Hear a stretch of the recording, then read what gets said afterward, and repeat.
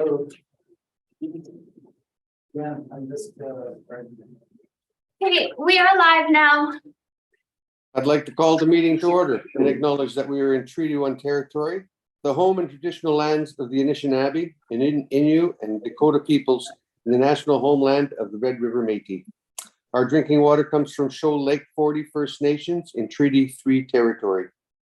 I'm Marcel Laurando. I'll be chairing today, and Gail Anderson and Maurice Terrier are coming to us by Zoom.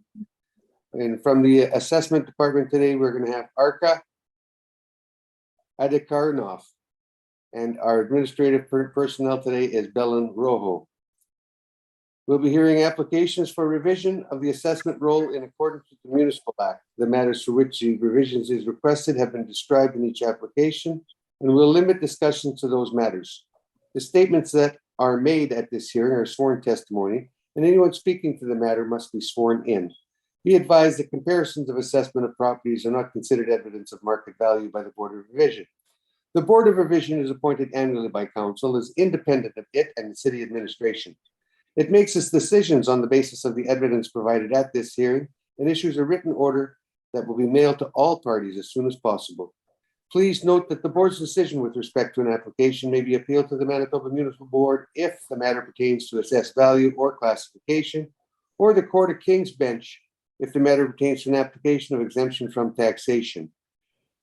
Should you wish to appeal, information on how to do so will be included with your board order. With respect to the hearing process, I will confirm the points of appeal with your property to be addressed with each applicant following the swearing in. We will then have the assessor's testimony followed by questions that the applicant may have, and then the applicant's testimony followed by questions. Each side will have an opportunity to summarize if they wish. Once all the evidence about an application has been brought forward, the applicant may leave. The process will repeat for each item on the docket today. The session will close and we will deliberate in private and make the decisions. You will receive the board's decision by registered mail as soon as possible. As information, all public hearings are live stream recorded and will be part of the public record. We'll be hearing items 1 through 7 or 8 today on our docket.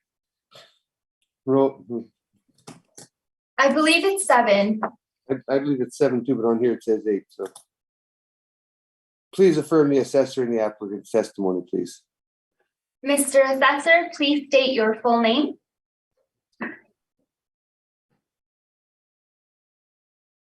I believe you're muted.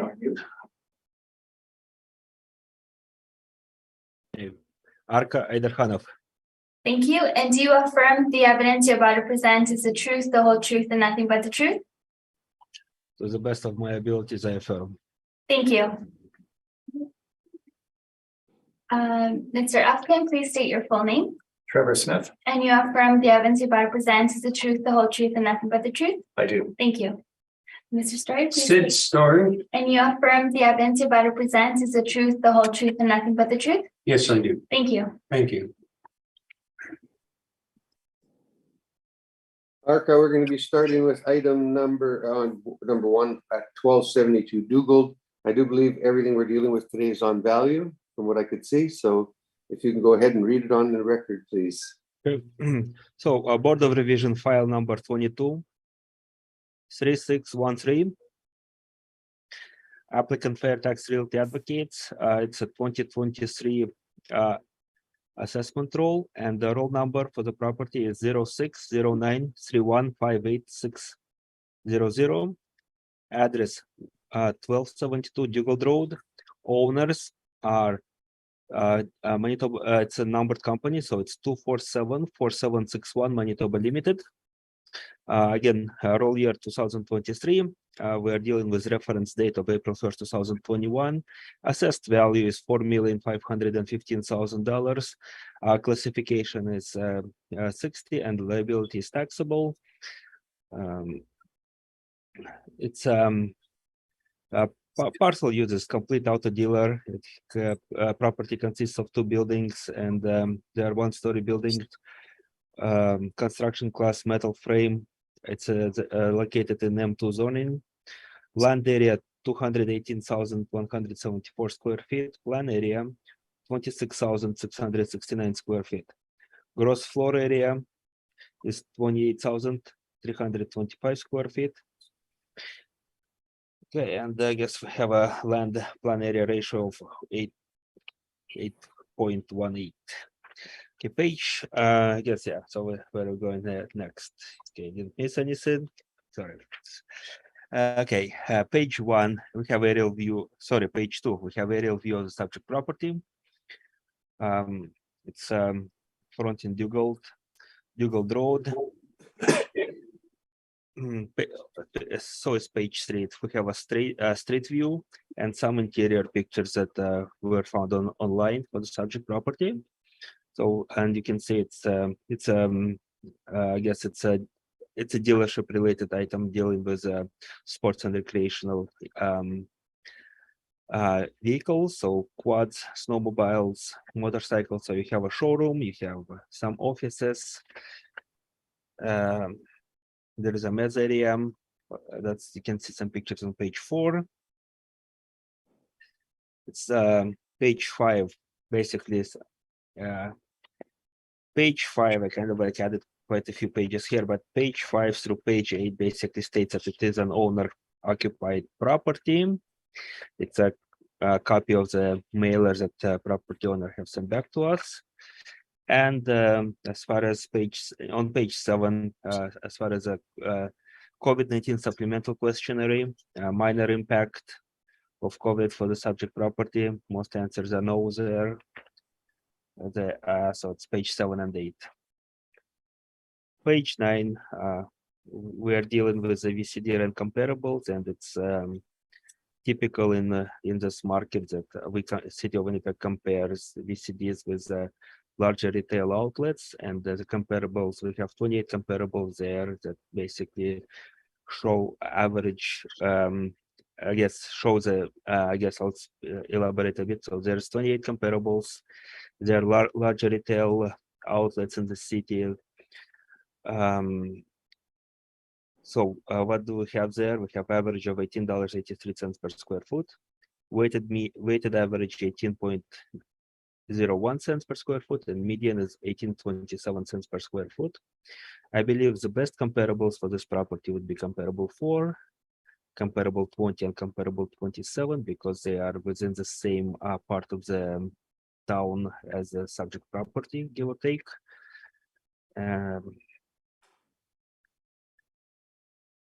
Also, subject property has 2 income streams. It has storage warehouse as income stream 1 and the VCT dealership as income stream 2.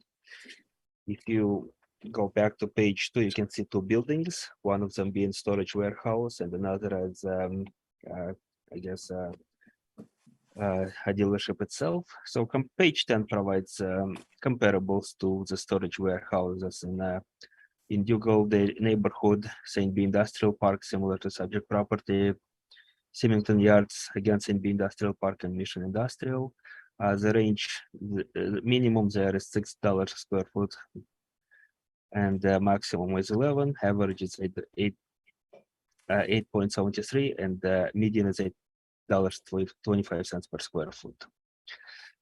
Okay, so breakdown of the I guess workup. So income stream 1 on page 11.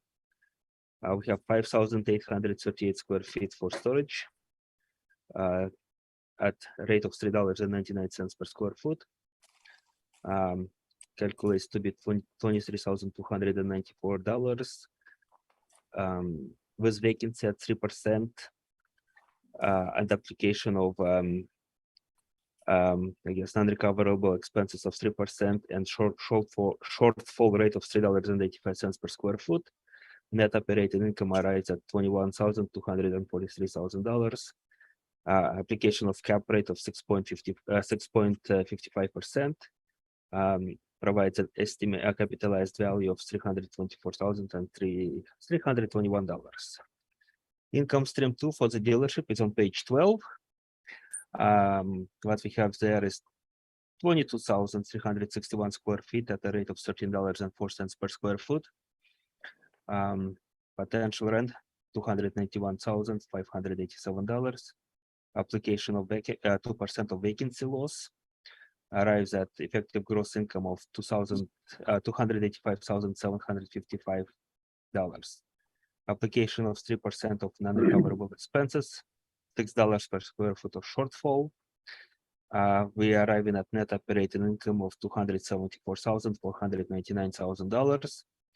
Again, application of capitalization rate of 6.55% provides a capitalized value of $4,190,824.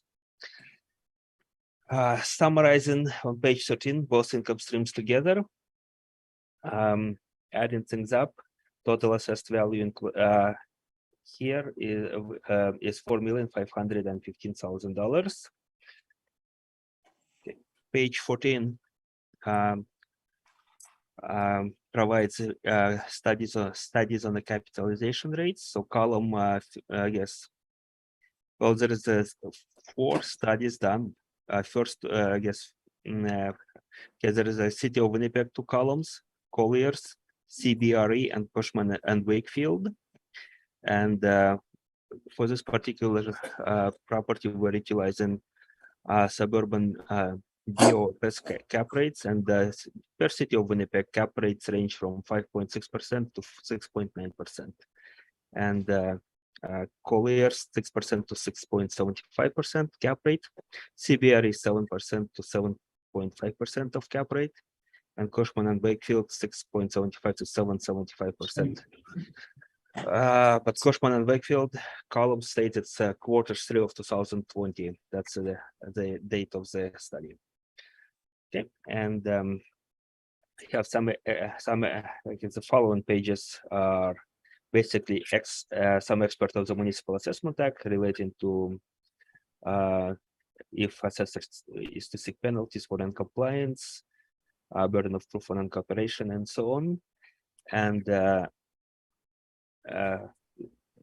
following, and I'm not going to go into it, is basically a more detailed study of sales of the dealerships in the in the City of Winnipeg. So that's historic data, and provides some information about what the sales were in the City of Winnipeg dealerships. And I just gonna touch base on page 1 of the addenda, that I'll just briefly touch cover that there's 6 sales: 2537 Pembina Highway, 500 Unit 517 Waverly, Unit 417 Waverly, Unit 117 Waverly, Unit 90 3965 Portage, and 1496 Regent Avenue. Those sales have been registered, and they have their respective sale values there. That's all I have to present for this particular property. If the board has any questions. Do you have any questions on that, Sid or Trevor? Thank you, Mr. Chair. Yes, we do have some questions. We have 7 properties here today. All of them are dealerships, kind of with the exception of our first property here today. So I'll ask some questions on this one, but not all of them. But the questioning I'll do on the next property is intended to carry forward for all of the properties on the docket, if that's all right with you, Mr. Chair. That'll be good. Okay. So the property that we're dealing with here, 1272 Dugald Road. The parcel use is Complete Auto Dealer, CMVCD. The use of the property is not as an auto dealership. Is that correct? Well, it is vehicle related. It is not auto dealership. It's a dealership. It's a showroom. It sells, as I stated before, it sells recreational vehicles such as quads, motorcycles, snowmobiles, and it's like outside, but overall approach is very similar to the vehicle dealerships. You have sales staff, you have your showroom, you have repair shops. We have offices. Okay, so in looking at the photos, you're saying there's a repair shop in here? In the photos do not show a repair shop. Okay, so you're not certain that there is one then? That there's a service component to the subject property? Well, I did not inspect the property, so it's hard to say.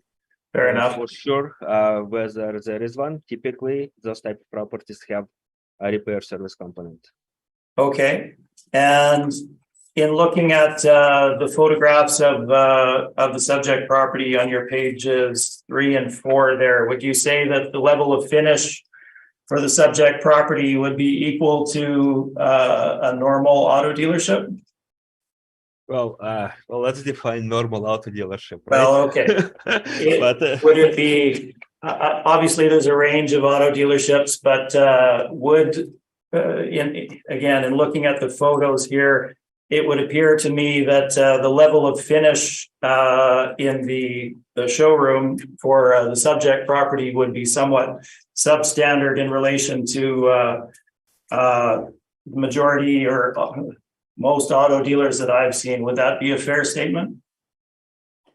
Well, let's put it this way. When we look at it,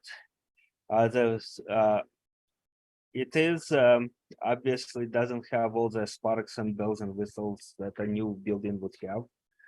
So Okay. With that, absolutely, it is. It does have some wear and tear, and the pictures obviously do show it. I hope, did I answer your question? Yeah, absolutely. That's fine. Thank you. Just moving forward to the rental comparables that you have on your page number 9 then. These these are the same comparables that are used on all of the auto dealership hearings this year. Is that correct? Yes. Okay. Let's put it this way. I cannot speak to what is being used on all of the hearings, but typically this is what should be used in all of the hearings. Okay, so I have seen this chart before and looked at all of them. So would it be fair to say that each of these comparables is a big box tenant? Each of these comparables is typically a big, so like larger box tenant, right? Like some of them are big, some of them are like I would call like medium size, like there is Dollaramas in there, right? Part Source, so as well as Staples, Best Buy. So Best Buy obviously typically would be larger than a Part Source, right? So yeah, Okay, so they are medium to large size tenants. Yeah, fair enough. And again, in looking at the addresses for these comparables, would it be fair to say that they're in 5 big box power center nodes, that being number 1, Polo Park, number 2, the IKEA Seasons of Tuxedo power center node, number 3, the Leela McPhillips Garden City node, number 4, the Regent and Lajimoje Power Center node, and then number 5, the Kenniston and McGilvery Power Center retail node. for the most part, yes. Actually, probably all of them, if not like, but yeah, like some of them are like in the hub of the, I guess, of the node, as you would say. Some of them are outliers, but yes. Okay, thank you. And then just as far as the tenancies that are in there, bear with me briefly. So we'd be looking at tenancies such as Staples, The Brick, Ashley Home Furniture, Michael's, Savon, Lazy Boy, Bouclair, Dollarama, EQ3, Pier 1, Bed Bath & Beyond, Mark's Work Warehouse, Petland, national tenancies such as that? Furthermore, yes, so we are talking about, they said, I guess big name, larger name retailers that occupy larger retail outlets in the, as you said, the retail nodes or like retail hubs in the city. So yes, we do have. I guess I cannot confirm exactly what you have said, but most of them are there. Like from what I understand, like I didn't cross check everything you said. So, but most of the names you mentioned are there on the list for sure. Okay, so I've gone through each of them and Okay, yeah. and then it's this question and answer period that we have to go through. But anyway, so and these were I believe you had mentioned there were some that you had pointed to as the best comparables for the subject. Yeah, I basically highlighted comparable 4, which is 1018 Naren Avenue. And it's like, yeah, it's I guess that's kind of like within the Regent Lajima area, but it's more east, so would be more outlier in lesser desirable area, as well as 1546 Regent, which is comparable 20, and 1610 Regent, which is comparable 27. And I believe those two would be like in more desirable location on for the retail locations. And you can see the difference in price per square foot, right? Comparable 4 is $14 per square foot. Comparable 20 and 27 are $17 and $18.93 per square foot respectively.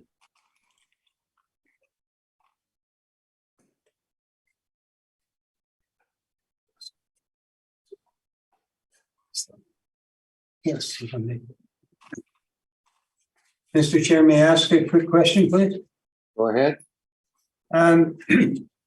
Just looking at your list of comps, do any of those properties sell vehicles, sell cars? Well, like all 28 or with the ones I mentioned, I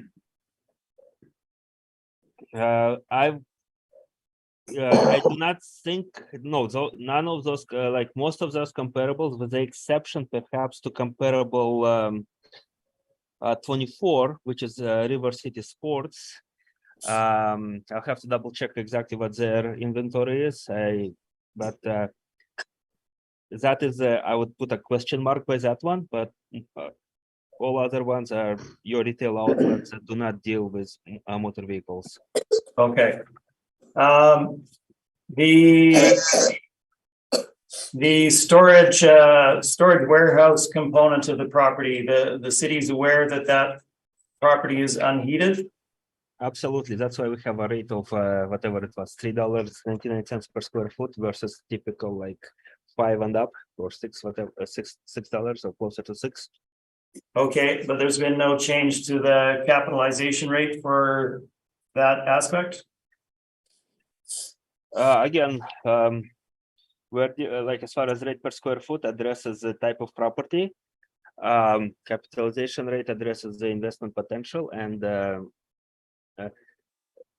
capitalization rate applied by the city is done based on the, I guess, model regression calculation. So that's all I can probably. That's my, I guess, depth of knowledge in regards to adjustments to capitalization or anything when it comes to that. So I hope I answered the question about it.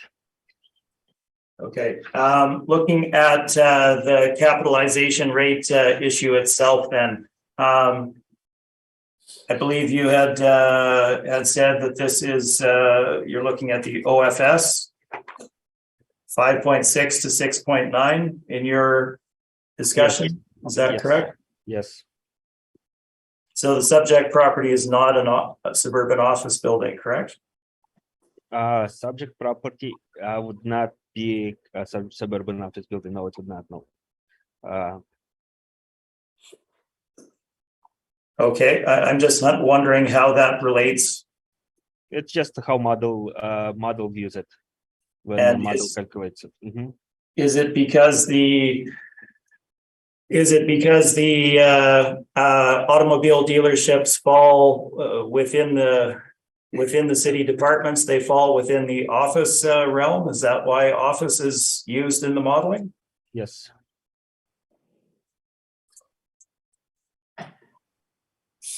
Okay.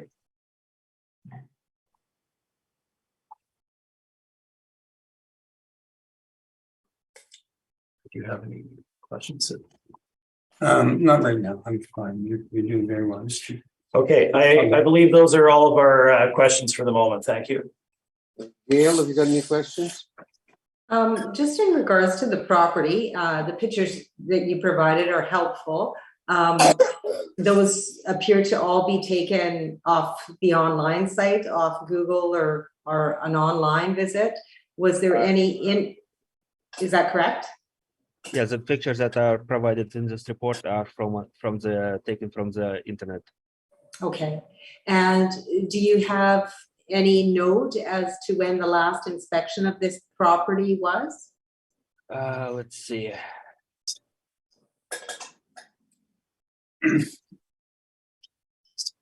Okay. I think, yeah, like if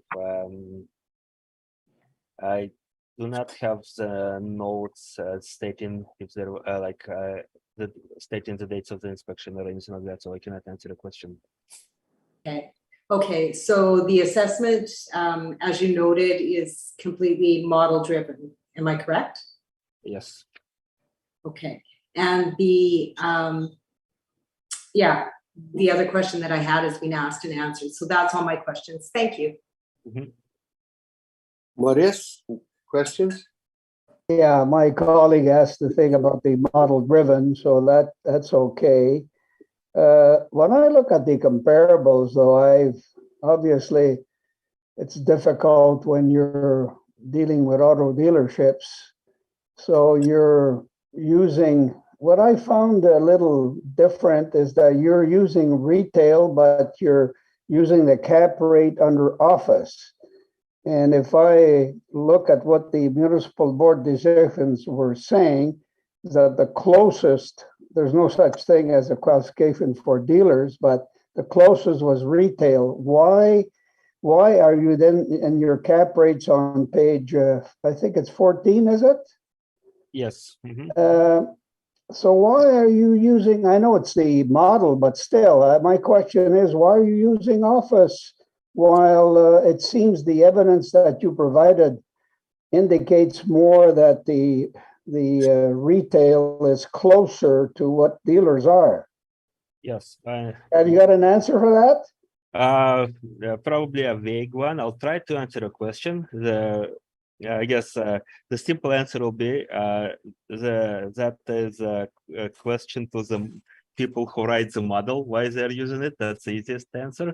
But overall, and I think I answered Trevor asked me that question. I answered it. It's just because which section of the department certain property falls in, right? So we have multifamily hotel sections, we have retail, industrial, and office. So because dealerships fall under office categories, they are utilizing those cap rates. Okay, my other question, Mr. Chairman, is you've included a bunch of municipal board decisions. Now, I don't want to get a big answer on this one, but what is your intent of raising all these? And if you want to comment, just a very short summary, because you've got a number there. I looked at them. So what is the purpose of putting those decisions on your docket? Okay. I guess the purpose. If you don't have an answer, that's fine. Yeah, it's in the evidence. That's why I'm asking. Yes. Exactly. Well, it is part of the package that I guess typically is included with this kind of hearings, and that is why I put it in the back as well. I guess and that's why I didn't go into it as well in my hearing, in my presentation, because it's I believe it's going to be redundant to view. The only reason why I went just to show you the I went to the page 1 of the addenda, and they listed the sales, and those sales took place in 2012, 2010, 2009. Some go back to 2005, so they're older sales, but for the most part, they show the land value, what a property is worth on, I guess, price per Yeah, square but my foot or total question dollar value. was on the municipal decisions. It's not Oh. related to the, I see. Okay, so Okay. going back to municipal decisions, they're part of the package. I didn't go into it in my presentation. well, I wouldn't like you to go into them. It's just I'm trying to see why you've put them in. Yeah, And if you give me a 2-minute answer, that'd be fine, but I don't want a long answer. okay, so again, like to clarify, it's part of the package that is typically attached to the car dealership briefs, and that is the reason why I put it in there. Okay, thank you, Mr. Chairman. You're welcome. Arca, let's start with, when did we change them from industrial to retail? Because they used to be, I think we still have some that are being done as industrial. I mean, I did some just the last run on these, so when did you change them to office? Like dealerships, Retail? Yeah, as far as I know, they have always been like I know dealt with. I guess I started working with commercial properties in 2019, and to my knowledge, they have always been there. When it was changed, I wouldn't know. okay. There's one specifically that I can think of. You're not using it on here, but so I'm not going to bring it up.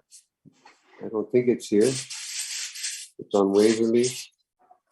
No, it's not here, so I won't bring it up. But okay, let's go to your sales that you had for those properties. Did you investigate those sales? What page is that on again? Sales like. The sales of the dealerships. You had some Okay, sales. so yeah, it's page 1 of the addenda, so it will be after page 15, so page 16 in overall.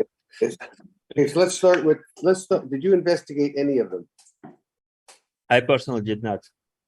Okay, on the number, let's start with number 1. That used to be used as a rental comparison. And we always check, a lot of times it was challenged, and now the city has received a letter according to my last year, and it's in here and it's not in here. You supplied one of the letters, but not both. You supplied one letter for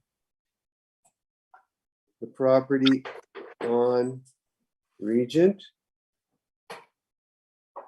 That's on page 9. But there Okay. was also a letter, the same letter for the one on number 1. And it had actually stated that the market rent and the intent of the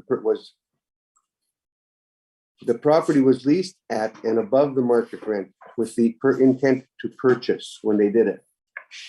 And this was, Okay. it wasn't purchased for a dealer. This one was purchased for a dealership on 1486, but the one on Pembina was purchased to do a high rise. Okay.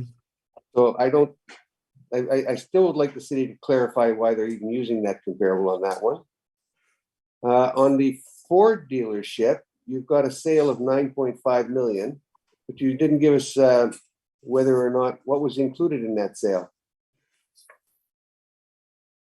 I wouldn't know exactly what was included on that sale. I can only I guess my knowledge about it is those properties were sold.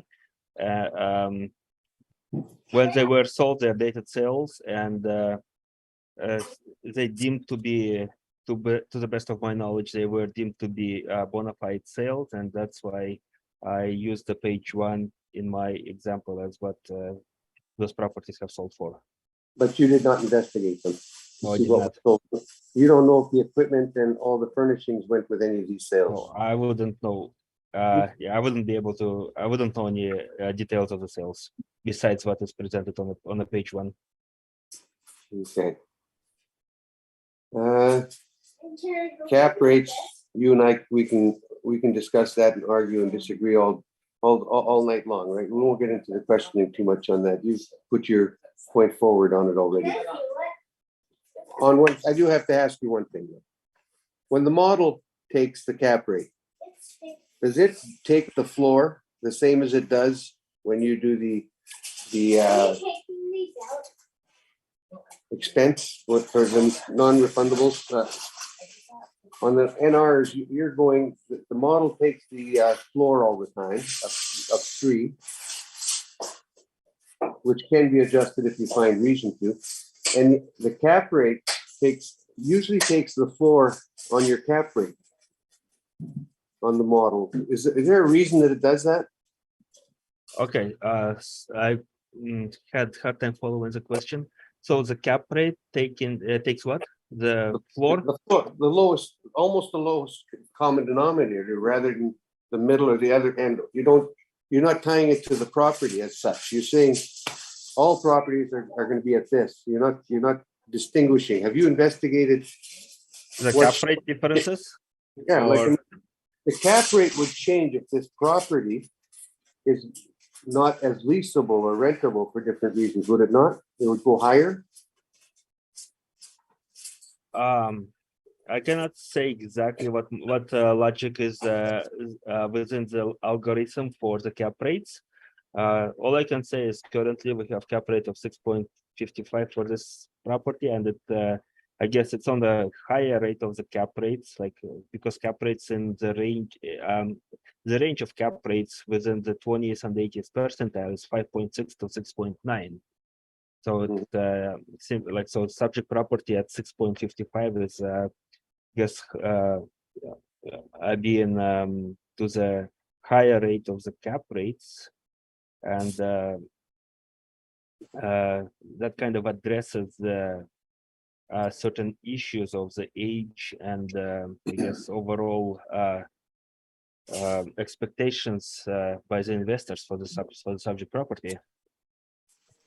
Now, is this the first year that you started calling sports shops and trailers and sporting goods shops dealerships? Well, as do I call them a dealership, or does the city? I don't know how every other assessor calls them, but like they, I guess they are a retail like a dealership is a retail outlet, similar to dealing with motor vehicles. This particular property, they are dealerships of recreational vehicles, so they are selling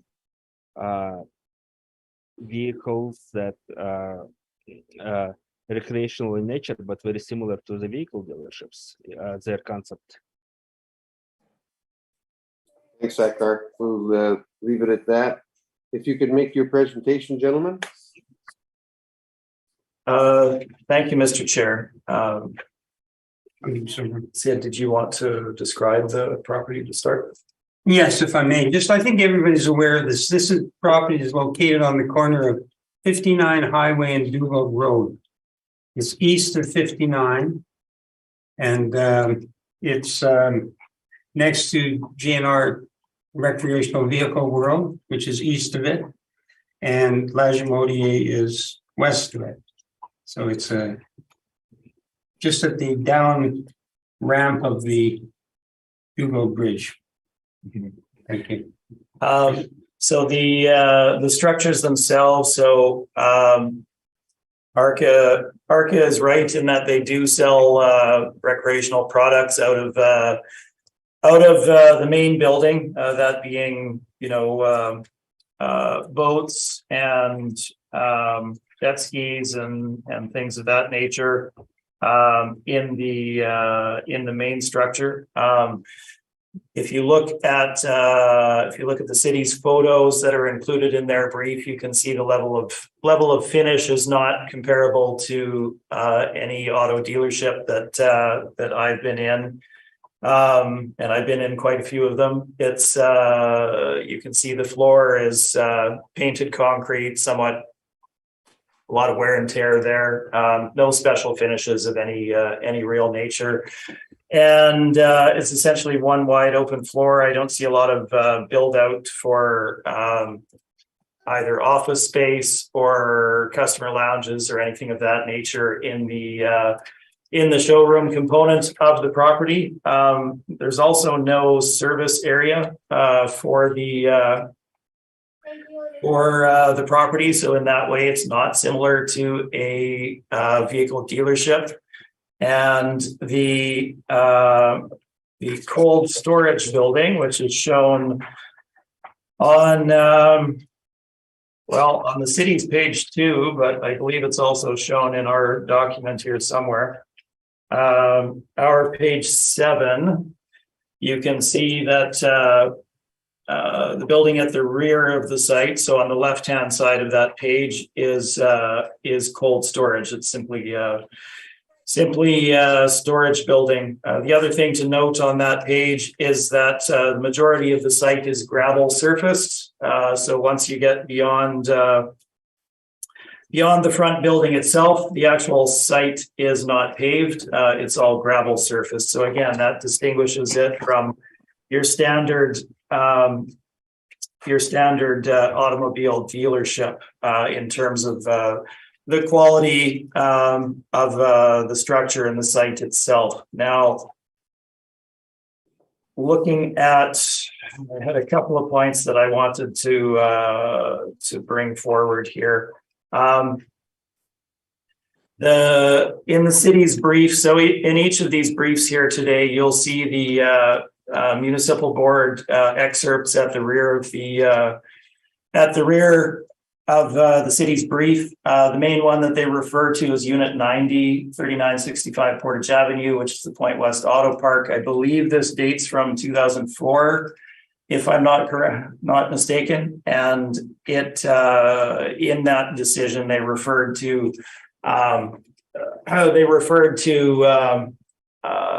retail being the closest comparable in terms of rental comparables for automobile dealerships. Now, looking at these properties in 2021, as we are, valuation date of April 1, 2021, as the city always stresses, it's a fresh look. We're looking at the properties anew. We're not tied to what the municipal board did back in 2004 based on vastly different information with a vastly different retail and automobile dealership universe in Winnipeg. So what was decided at that point is not necessarily the most appropriate valuation methodology for these properties moving forward. And as the city says, we have to have a fresh look at these each and every cycle. So that is indeed what we're doing. The city's model of using, and I'll delve into this a bit deeper in the next properties, as they're more dealership than the subject is. But just to kind of skim over this a bit, the city's model of using big box retail or medium box retail tenancies simply doesn't do the properties, doesn't reflect the true market rent that could be achieved for these properties on the market. When you look at the location of these comps, the build out of the surrounding area with other retail in a power center node, supportive retail, driving greater rental rates, and the national tenancies with very significant backing behind them. So very solid tenants that you typically don't have to worry about payment from. They're vastly different from what a dealership is. So the comparison is really not apt. Again, I'll delve into that in a bit greater detail in our following comparables. The other thing I wanted to note, a couple of things, is capitalization rates. So the city is using, as stated, the OFS as the model parameter for capitalization rate for these automobile dealerships. That is certainly incorrect in terms of the proper methodology for valuing properties such as this. There is no comparison. Suburban office buildings are typically multi-story. They have multiple tenants within them. Obviously, the build out is vastly different. Typically, there's an elevator involved. They're wholly different animals. So the capitalization rate that is driven in the marketplace for OFS properties has no relation whatsoever to what a dealership would be. And I've heard in other dealership hearings this cycle, contrasting information, we'll say, with regard to capitalization rates. So clearly the office rates, office capitalization rates are not applicable to the subject. Very briefly, the city's addenda, page 1, with the vehicle sales. I know this was referred to briefly, so I don't want to spend a lot of time on this. If you look at comparables 1 and 6, these were both Jim Pattison Auto Group coming into Winnipeg, acquiring properties for their use. This has been talked about extensively, and essentially the way that the dealership market works is that if the brands control, the automobile brands control the number of dealerships that they have in a market. So if you want to come into Winnipeg, which is a saturated market and has as many dealerships as it can handle per brand, other than subdividing individual brands that are co-located, you essentially have to come in and buy an operating dealership. Now, the brands control the franchises, and the actual property owners themselves do not control, they don't have the ability to sell that franchise. So you have an outside dealer coming into the market.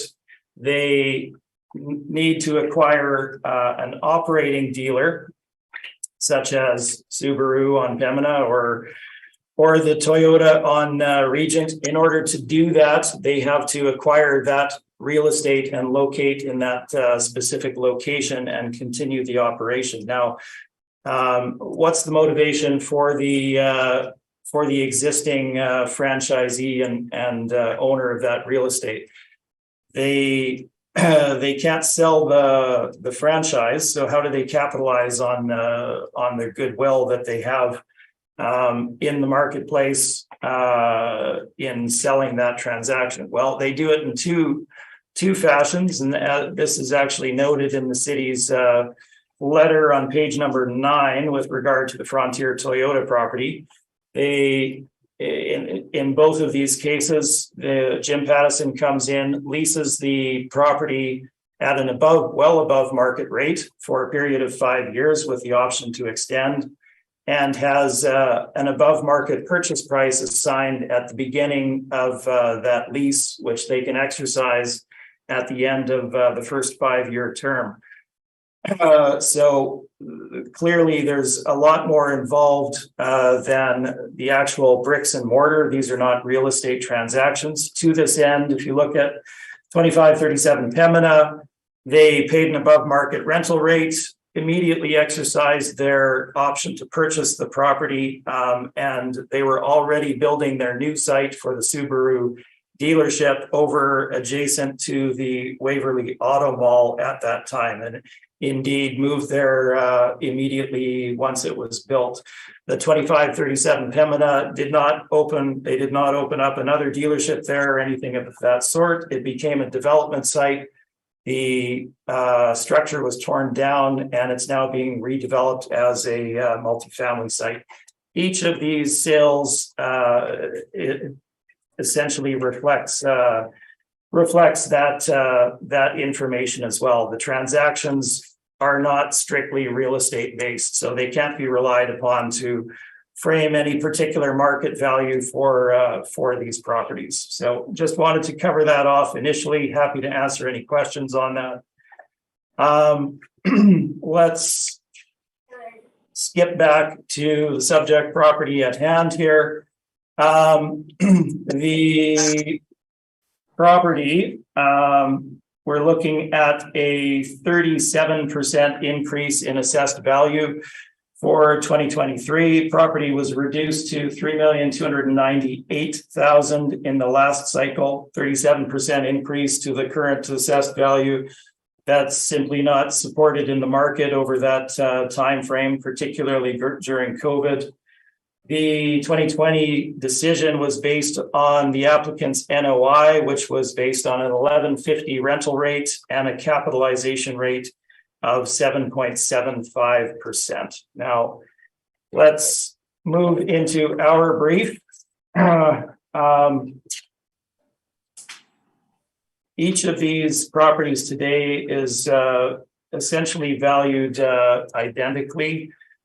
This one is slightly different, but the valuation model that has been applied is exactly the same in terms of the rental rate and the capitalization rate. So if anything, we may have slightly overestimated the value here, as there is no service garage or anything of that nature.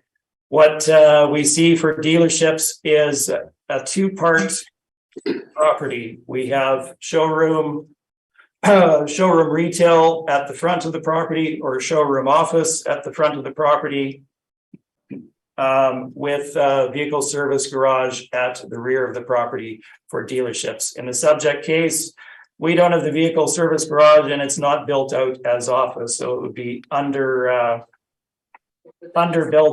in that regard. The other way to look at it would be to look at the rear of the property as essentially an industrial box that would perhaps generate industrial rates on the market.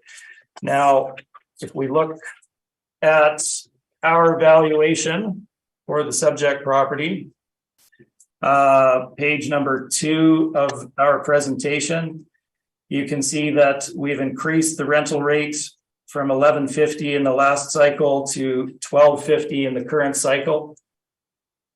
We've applied a 5% vacancy rate, as these properties do. They do go vacant. There's essentially a life cycle for dealerships where they go from major brand to used auto dealer to development site. And you do end up with vacancy over that cycle. 2% is essentially almost no vacancy. We've applied standard 5% vacancy in our valuation. I'm sure each of the panel members has heard far too much with regard to non-recoverable expenses, so I will save us some time on that and merely point out that we are using 2% for structural and 5% for non-recoverable. Happy to answer any questions you may have. Capitalization rate.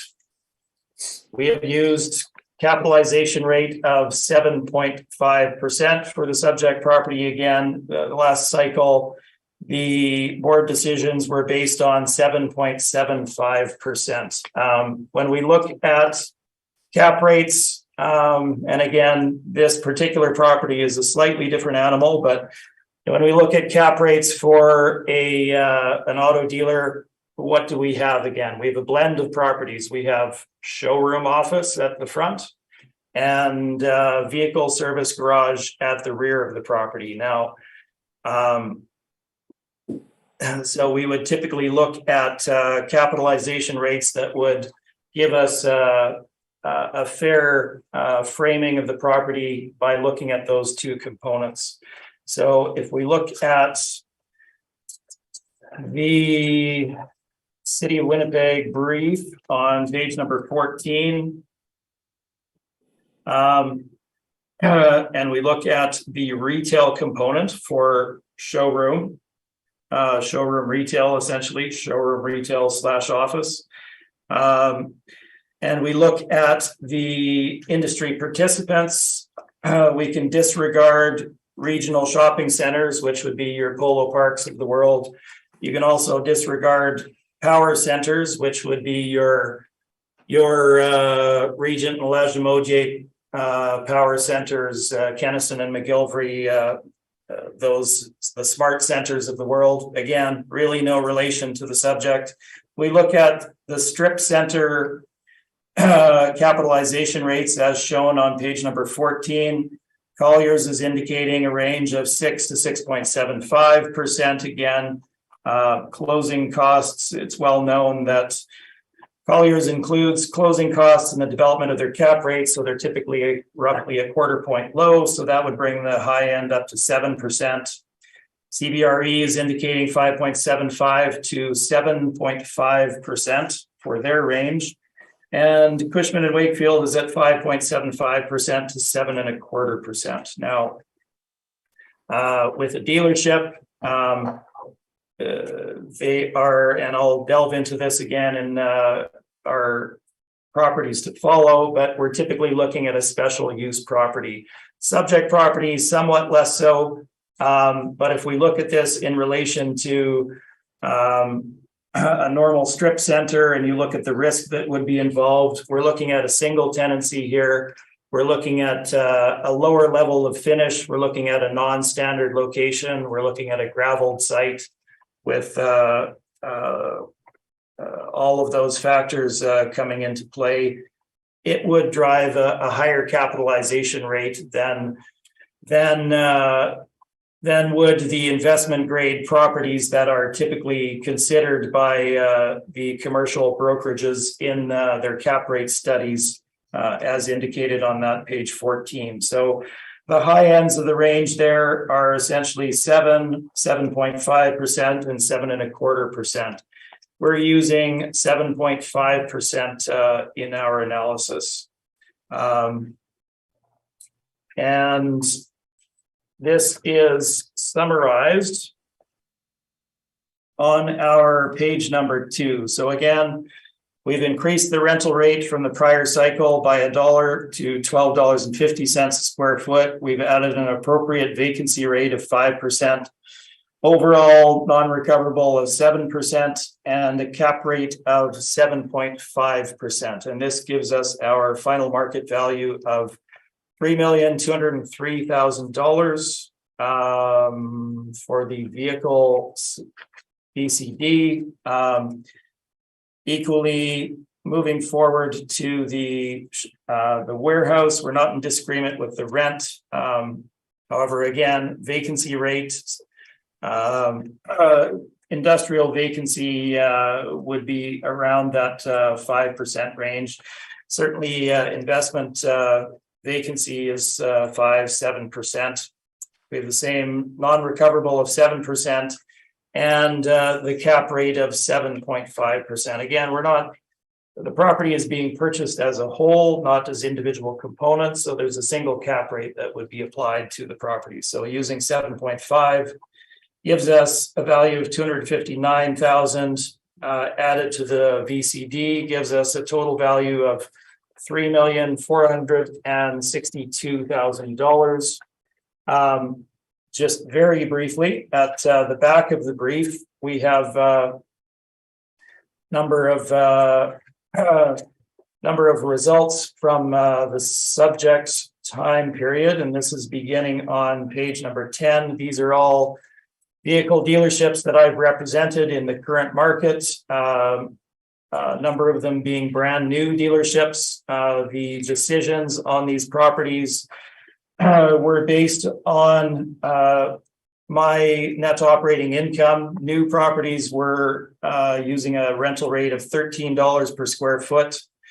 And the capitalization rate that was applied in this case was 7.25% for those particular properties. Generally better located, certainly, than the subject property.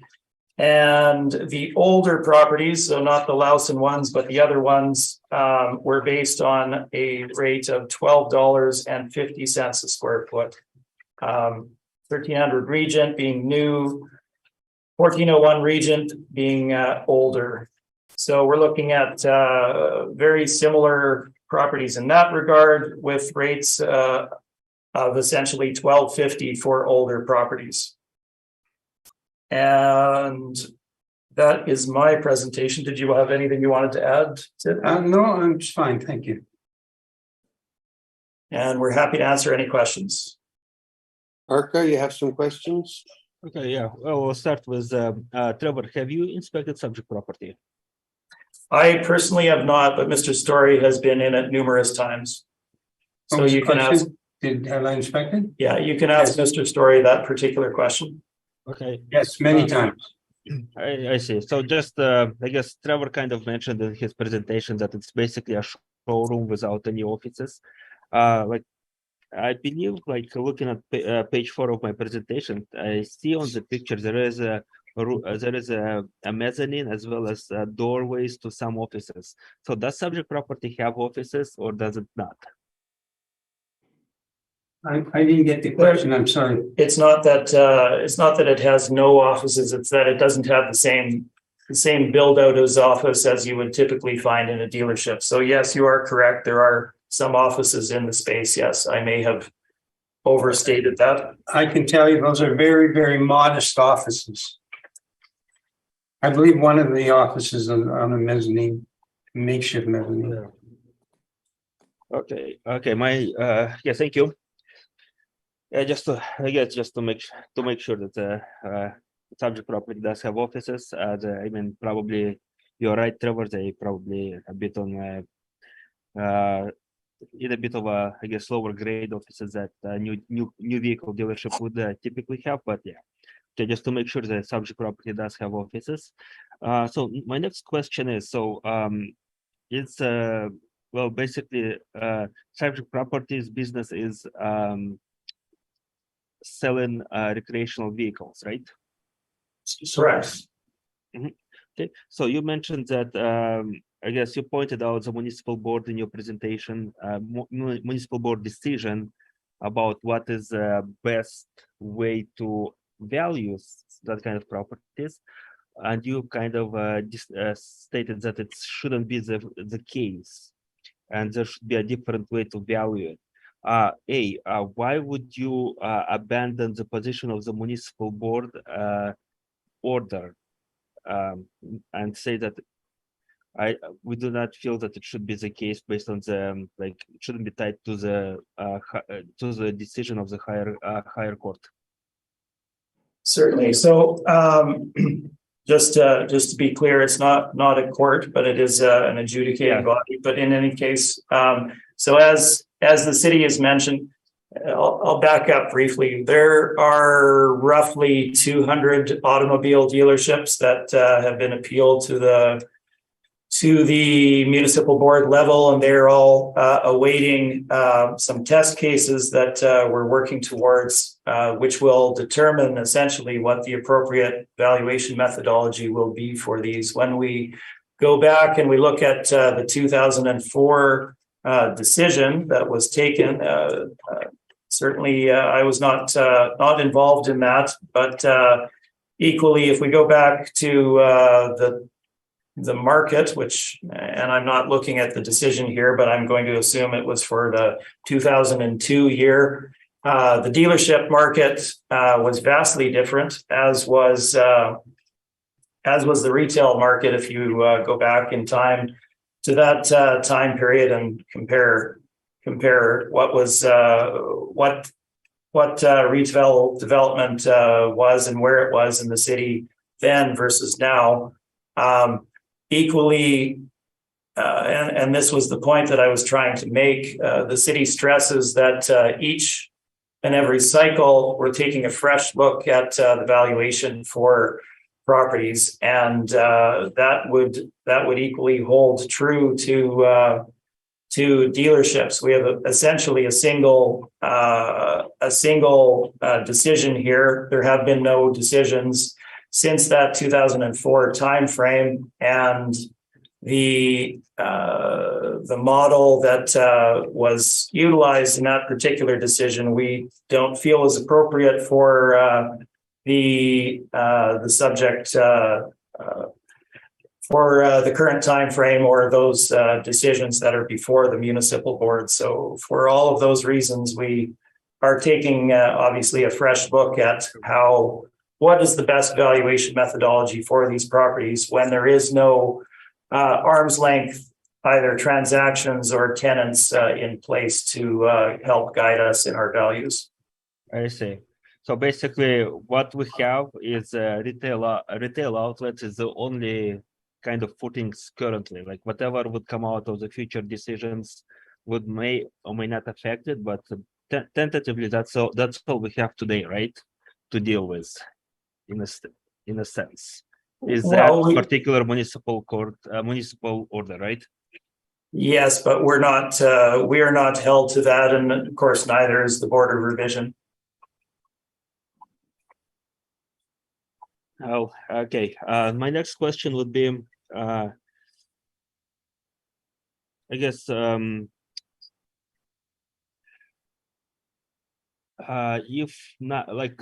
if we are not basing our values according to your presentation, we should not base our valuation on retail outlets. What did you base your valuation of 1250 on? Where did we develop the rental rate of 1250 from? Yes. Okay, so the evaluation model that Fairtax has used here for the dealerships, and it hasn't been altered for this particular property that we're dealing with, although perhaps it should have been somewhat lower given what we're looking at. But the model that is being looked at for these dealerships is essentially a showroom retail component at the front. So what would that lease for on the open market? Not big box, but showroom retail again, and an industrial component at the back. Now, if you look at the build out of auto vehicle service garages at the rear of these dealerships, it's essentially an industrial building to some extent with some additional equipment that's typically put in. But that is how the Fairtax has developed the model in arriving at the $12.50 a square foot rate. So if you were to look at the front of the building, and again, we're not speaking to the specific property here, but a standard vehicle dealership, you're looking at roughly 40% of the building being that front showroom retail and 60% being the rear industrial component. And you applied a rental rate of say $15 per square foot to the front showroom retail and $10 per square foot to the rear industrial. If you work those through proportionally, you come up with a rate of roughly $12 per square foot. So 40% of the $15 per square foot and 60% of the $10 per square foot gives you $12 per square foot. We've increased that to $12.50 for each of the properties here today. I see.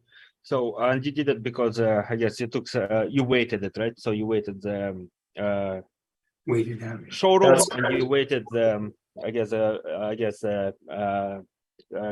vehicle service component. Subject property, as you have stated, does not have a vehicle service component. Is that correct? No, that is correct. Yes, but again, the showroom component is significantly inferior to what a standard dealership would be. So the rental rate would not be the same. Yeah, I would agree with you that the subject property condition is a bit inferior. However, given that it is mainly showroom, wouldn't it not generate higher? Would it be? I guess would it be more accurate to apply the retail outlet prices and then adjust it for condition? Well, there's a lot of factors that go into play, right? So location would be one of them. This is really not a retail location. If you drive down Dugald, There are 3, maybe 4 buildings on that south side of Dougal there that sell these recreational vehicles, boats, RVs, things of that nature. It's kind of a very specific use. There's no supportive retail. So again, no, the big box retail rates would not be applicable to a property such as this. All right, I guess, and again, like just to mention, in your presentation, you brought forth explanations for vacancies and I mean for the percentage for that is used. Sorry, for percentages that is used for vacancies, percentages that is used for structural and non-recoverable. I mean, like I'm sure during the many board hearings we have had. This been addressed. I just wanted to state out that City of Winnipeg uses. Do you know that City of Winnipeg? Valuation derives. Are you aware that City of Winnipeg valuation calculation of those rents derived from income and expense mailers that have been sent to the city? I think I followed your question, Aaron. So yes, we're aware that the city uses the income and expense information. Obviously, that's not always complete, and there's a significant difference between how the city on the expense categories that are included in the development of those non-recoverable expenses between the city and the general marketplace. So yes, I'm aware of what the city uses. Okay. But you did not provide any you do not have any supporting documents to support your percentages, do you? I'm not sure if fair taxes included that in here. Let me just have a quick look and see whether it is included. Yes, actually, if you flip to page number 20, 2021, 22 onwards, there's significant supporting documentation there. I don't want to waste the panel's time, I guess, by delving into that, but it's there for review if you wish to see it.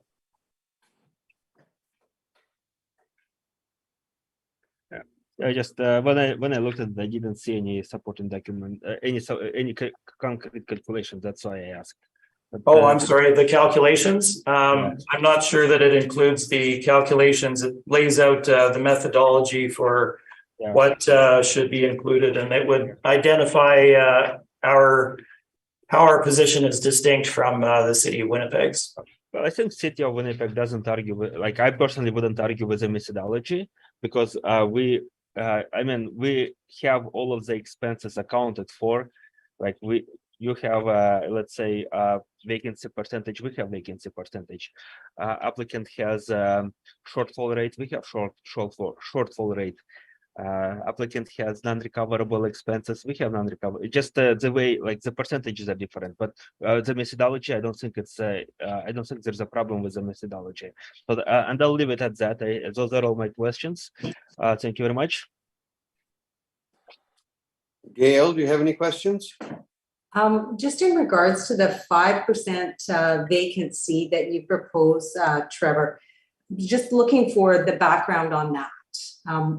I'm looking at page 21 and just looking for, okay, where is the background for the vacancy of 5%? Yeah, so typically a reference would be made to industry sources pointing out vacancy for the type of category that we're in. I don't specifically see that in here, but I do know that 5% for retail is on the low end of vacancy, particularly during the COVID timeframe. If we look, and again, I'm referring to memory here, but investment vacancy for retail was above 5%, if I recall, but I can't point you to a particular page in the document, unfortunately. It's also from Johnson. Okay. And that would come from the Johnson report, of course. Okay. And this is a question perhaps for Sid, as you've visited the business, I understand. So there is no service provided at this location? You know, they're dealing with small, ATVs, yeah. product, boats and whatnot, and they don't have what we would think to be a service area. I think that their big part of their sales are, of course, parts, which are all these folks have. But to the best of my recollection, it's a rough-hewn showroom at the front. I don't believe there's anything that would equate to an automotive service department with hoists and things of that nature. It's not the type of work they're doing. But I've been here. I've been doing this probably for 20 years. So, but I don't believe they do. Okay, so Service, it'd be more as you if might- they do. Sorry. Right? Now go ahead. Yeah, that was sufficient. I was thinking there probably isn't a hoist there. It doesn't mean that they don't bring something in and change. Oh Like yes, the yeah. belts and spark plugs, but not Yes. the kind of service bay that we would envision being with a motor vehicle, Yeah. trucks and car dealership, right? Correct. Yeah. Okay, thank you. Those are all my questions. I you. appreciate your presentation. Thank you. Modest? Yeah, I had the same question on vacancy. I was looking for supporting information because I was wondering on the warehouse, it's cities at 3, you're at 5 on the dealership, which is a different kind of dealership. I understand that it's 2 and 5. And you referred, Trevor, to the standard in your presentation. I wasn't sure what standard meant. And because you did say that when you made your presentation. Oh, with regard to the vacancy of 5%. So, Yeah, I know you answered my colleague. Maybe you don't have to go into it very much, but I had the same question. yeah, absolutely. So, if we go back in time to, and even to the current cycle, if we look at retail properties, vacancy is generally more than 2 or 3% in the city's modeling as well. And again, unfortunately, I can't point you to a page here, but if we had the Johnson report in front of us and the relevant sections, they would indicate that retail vacancy is certainly higher than that 2 or 3%, and so 5%. Perhaps standard was the wrong word to use there, Mr. Terrian, but 2 or 3% is almost no vacancy essentially in terms of valuation. Okay, and I had a bit of a comment, I guess.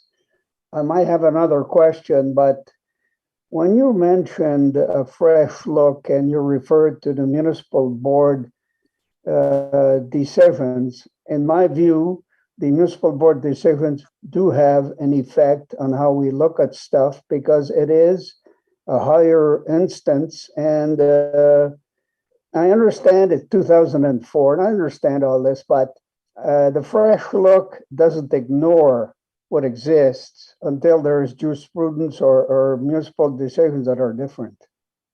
That's a comment I'm making because I'm not quite sure that's the way we look at stuff. Anyway, in my case.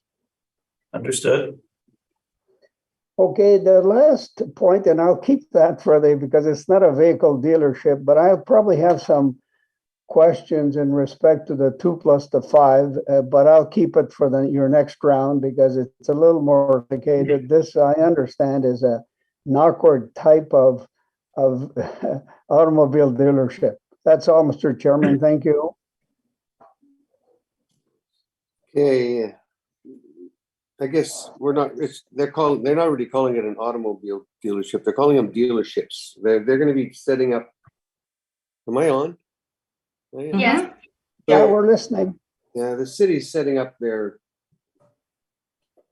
schedule to get this thing probably over the next year to the board, and then they'll be dealing this all out. So, but we have to make the decisions this year, and I think we have to do it carefully when we do them. So we'll be taking all the information, but everybody's challenging because it was 2005. But a lot of what's there was relevant if you read through the ruling. So it actually makes some good points. And I think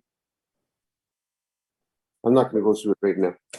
No, what Mr. Chairman, because I had done that, I went through it, so I wasn't ignoring what's in there, and it depends how it applies, and it's always a little tricky, I know, but it's in the evidence, so I looked at it. Let's save it for our discussion after some of this. That conclude that matter. Is there anything in summation, gentlemen? Arca first. Yeah, I guess I'll just quickly summarize it. Also just flip a few pages here. So I guess in summation, I guess call it a vehicle dealership, recreational vehicle dealership, subject property does deal with have a showroom component, it has office components, and perhaps very minor or non-existent service component. That's why it fell into this category. Municipal board decision we have referred to does suggest that we have to look at retail sales as comparables to derive prices per square foot from, and that's what I did. And my comparables are on page 9.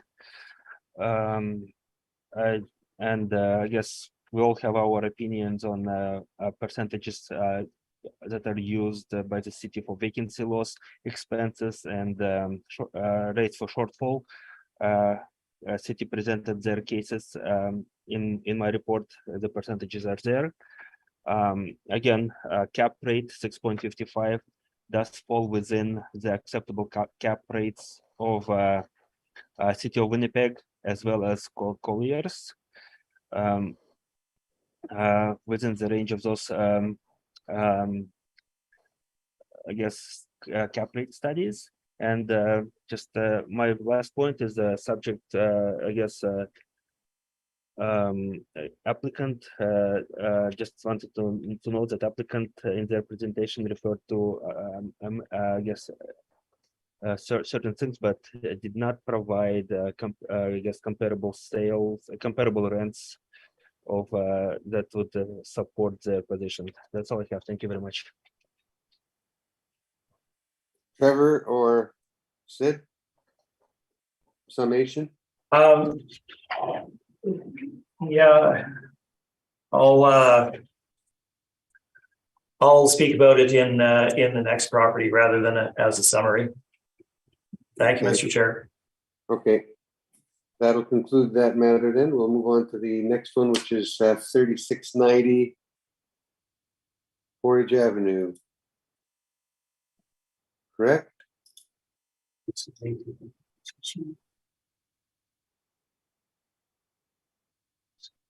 Item 2. Arca, when you're ready. Wait 1 second.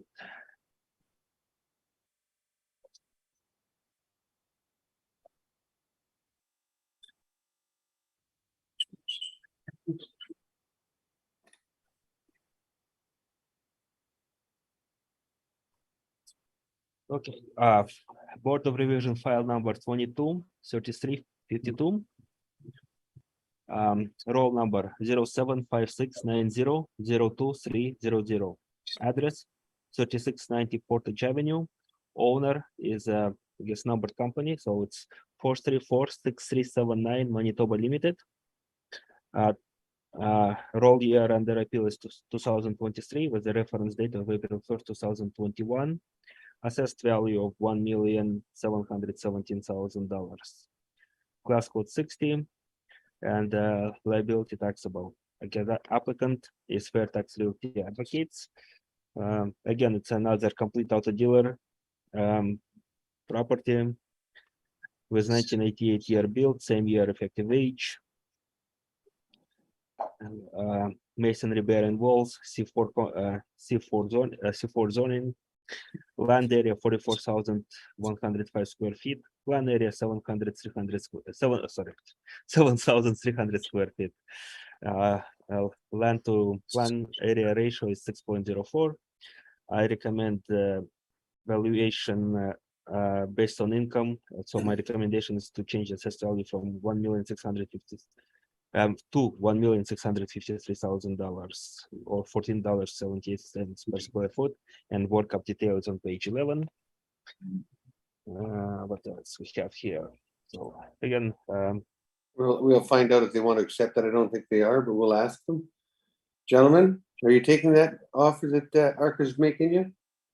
I'll defer to Mr. Smith. Sorry, I'm just seeing it here. No, I'm afraid we're not. Okay, I had to ask. Carry on, Arca. all right, so page 2, again, it's standard the type of presentation. So we have page 2 is aerial view of subject property. So it is a vehicle dealership. Page 3 shows street view as well as some interior pictures of the subject property. Again, all the pictures came from the internet. So it's a Crown Mazda dealership. So it has a showroom with some with the vehicles inside and outside of the property. So so that's page 3. Page 4, again, another picture of the showroom, as well as at the bottom of page 4 is a picture of the service component, vehicle service component. Okay, so subject property, page 5. I guess a copy of the income and expense report that they have sent to the city. Appears to be, it doesn't provide a whole lot of information on the first few pages. And with the income and expense questionnaire. So there is some data on page 7 about I guess about the annual rent, and let's see what's going on there. I forgot what it was. Let's see. 36, 90, 40. So that will be row 3 of page 7.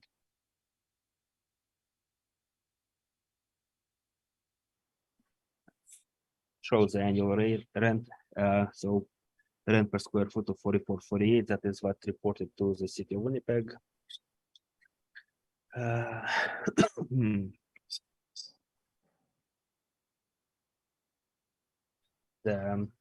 So following pages is, I guess, supplementary questionnaire, like for relating COVID-19, and so property had a minor impact based on the questionnaire, and checked off no on all the other questions. Okay, so again, very standard comparables, as we're going to be using the same.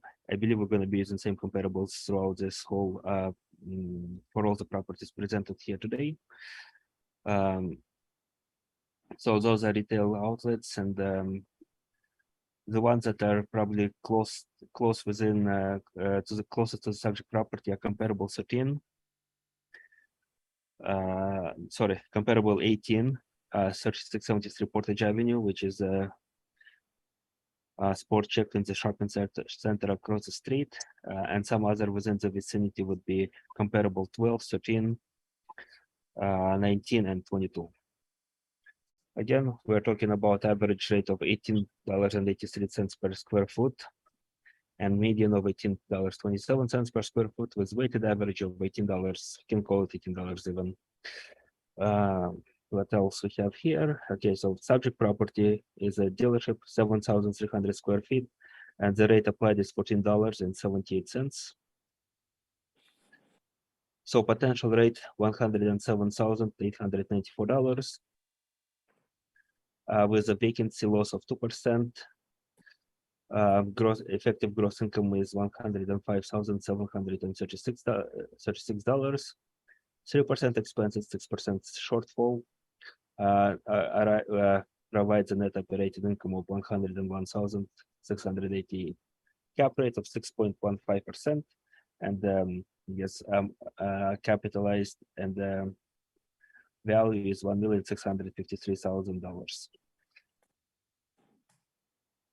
All right, again, page 13, cap rate study, we discussed it before. If panel doesn't mind, I wouldn't, I would, if panel, I would assume panel is aware, and probably I shouldn't go into it for the sake of saving time.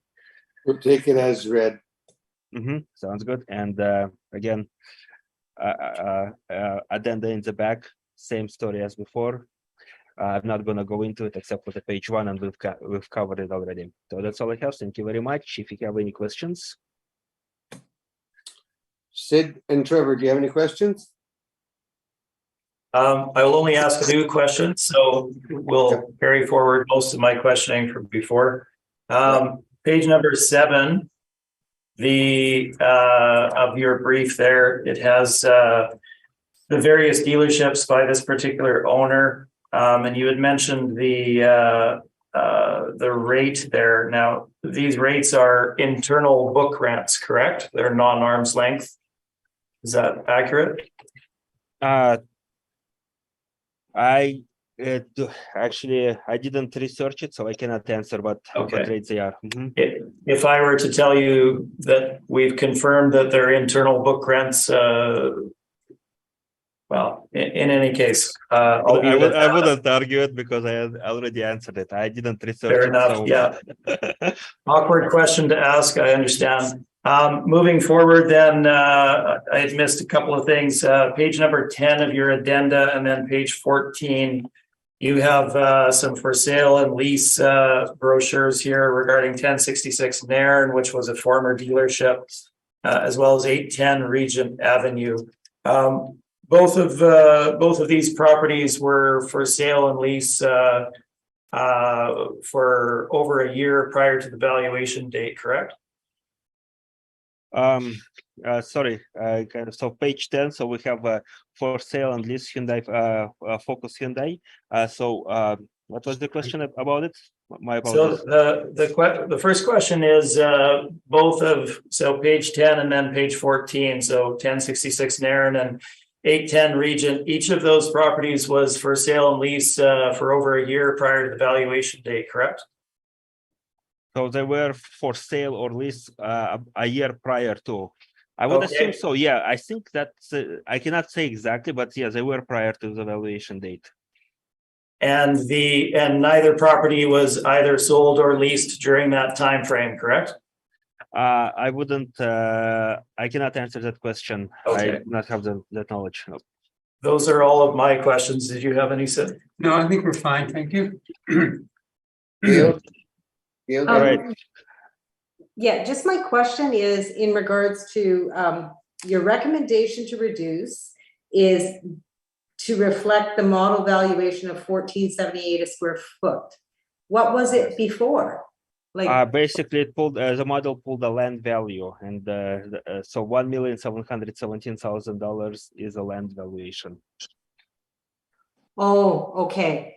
So it pulled, rather than doing on the income basis, it did it on a land valuation. Yeah, basis. because land valuation pulled the higher overall values and based on income, so it used the land value instead. Okay, so when you made the adjustment, then the rest of it, it's all calculated based on the model, like it was model driven. Did you review each component of it, or it then just calculated by the model?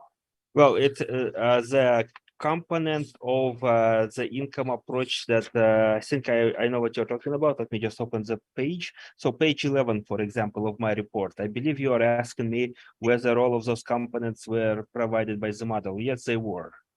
Okay. So all of it is model generated values, but the model by default had to fall back to the land value because land value was a slightly higher value than the income, what the value would be otherwise based on income.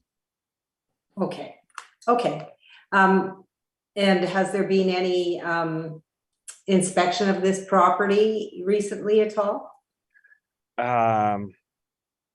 I did not inspect this property, and I do not have, I guess, unless I open the system to go into the notes, I wouldn't know whether there was a recent inspection or not. Okay, that's all my questions. Thank you for your presentation. Boris? Yeah, I just had one question. It was on the cap rates, page 13. I see that if you're looking at suburban B office, it's 560 to 690. But I also see the others that have quite a range, even CBRE at 7 to 7.5 and Cushman Wakefield at 6.75. This is a 1988 building. So don't you feel that rate is a bit aggressive for that particular situation? Well, It's all model, you're telling us? well, the rate is derived by the model. I can but as far as I think I've covered, I indicated that I didn't do the research myself, but because the model generated originally is the land value, so land value would seem to be supporting the higher assessed value altogether. But I didn't present it, and I did not provide any evidence towards that. But that's probably the answer that I would go why, like whether it's an aggressive rate. It is a smaller dealership in a smaller, I guess, price point altogether, and that's why I think that the rate lower or more aggressive cap rate would be more appropriate. Well, Mr. Chairman, thank you. And I've got no questions. On with your presentation, Sid and Trevor. Yes, thank you, Mr. Chair. So to start with, the subject property is assessed for 2023 at $1,653,000, I suppose, if we look at the reduced amount. But the original was $1,717,000. This is an increase of 100% from 2020, when the property was reduced to $859,000. Now, if you look at page number 3 of our brief, you can see the decision from 2020, and it was based on the evidence presented by the applicant. The evidence presented by the applicant was $11.50 a square foot for the net rental rate, and 8% for the capitalization rate. Now, let's look at this particular property. The area that we're looking at is 7,300 square feet. Now, this is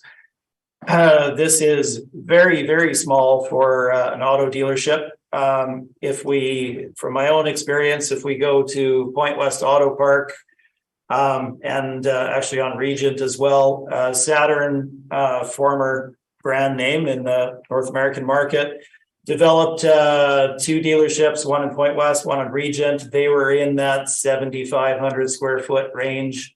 Now Saturn ran into difficulties and went out of business, and the owners of the property could not tenant those properties with a first line automobile brand. They could not get anybody to go into either of those properties. So one was used as a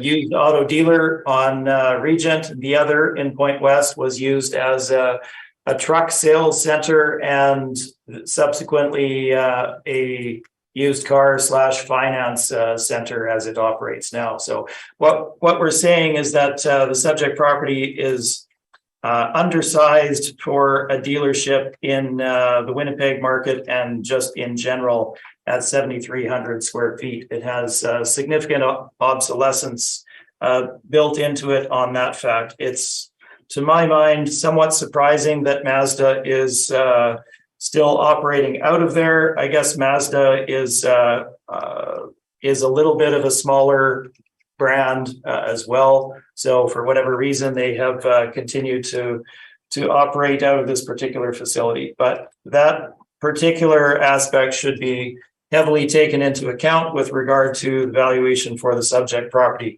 What would the market for it be if you were to A, need to rent it, or B, if you were selling it as an investment property? It does not meet the market needs anymore. Pardon me. If I could, Mr. Chair, I'm just going to cover a bit of ground that I haven't already. Again, this carries forward for all of the dealerships and I think is informative with regard to a few of the questions that came up. So, particular with regard to methodology in looking at how to value these properties. So their auto dealers themselves are considered special use facilities. There is an article in the appraisal journal, the Journal for Professional Appraisal in the USA. And in that, they specifically refer to auto dealerships being considered special use or special purpose properties, meaning they cannot typically be assigned to other uses.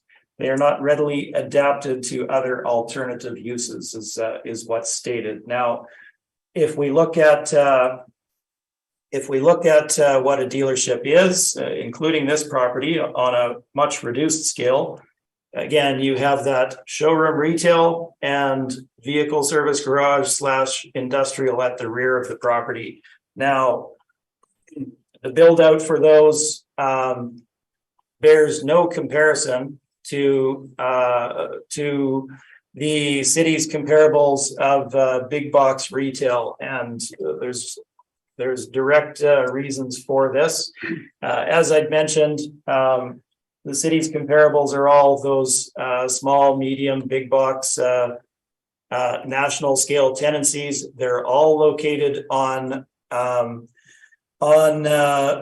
power center developments in prime retail locations with significant other supportive retail around them. So they're all on those sites where you have Walmart and Canadian Tire and Home Depot and all of the other main brands, right? That draw people in. And then you have the smaller boxes that go along with that. Now, why do retailers locate in those locations? It's because they can drive more business by co-locating together on these sites. People go to those sites, as we all know, because they can do all of their shopping at once, or majority of it by going from store to store. So the developers know that, they build them as such, and all of the national retail tenants clamor to get into them, and so the demand is there, and they drive higher rents.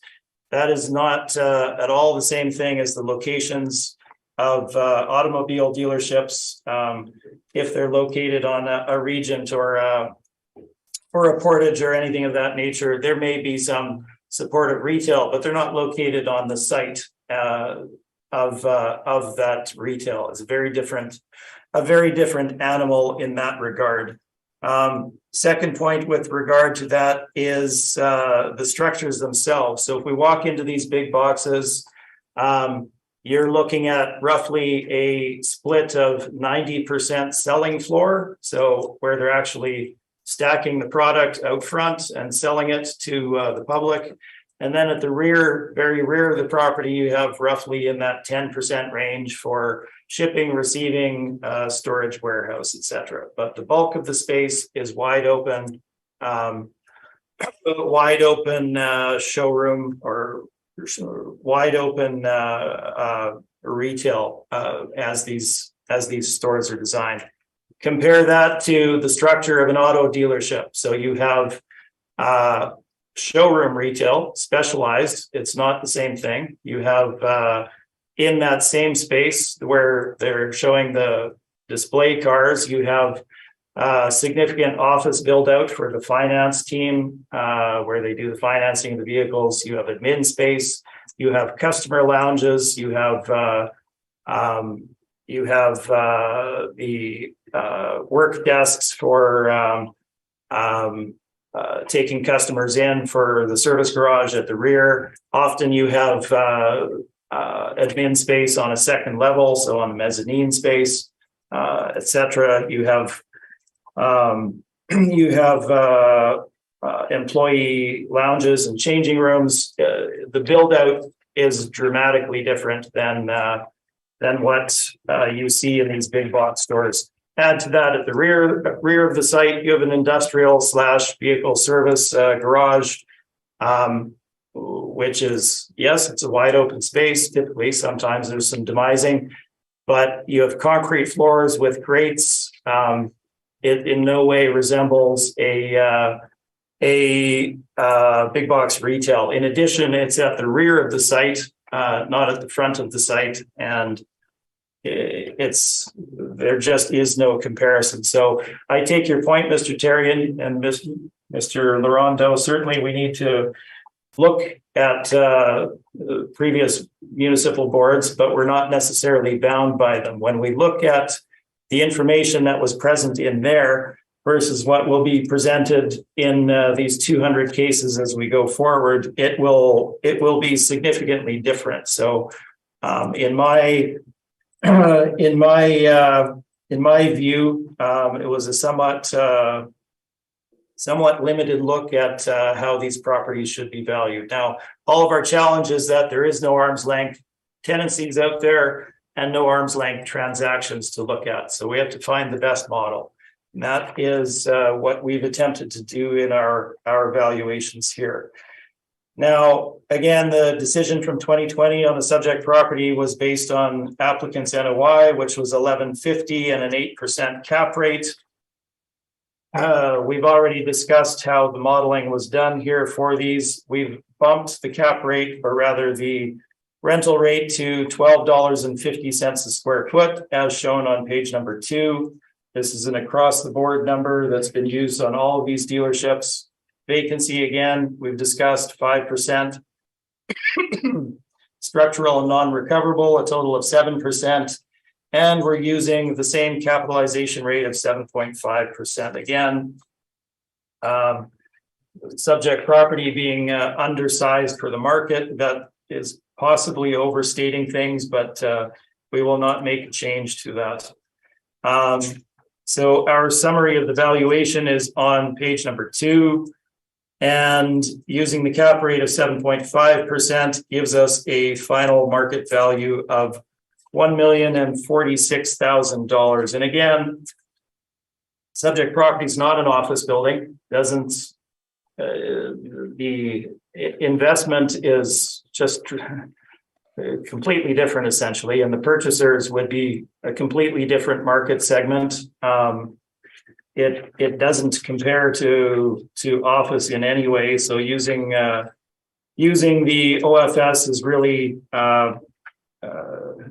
does not work with regard to developing a fair market value. So we look at the capitalization rates in strip retail. 7.5% is very well supported, and again, there would be more risk with an auto dealer, as essentially you have 3 stages. You have branded dealership, which somehow this is still hanging on to. Then it descends to used auto dealer, which would be the next stage here, and then development site, essentially.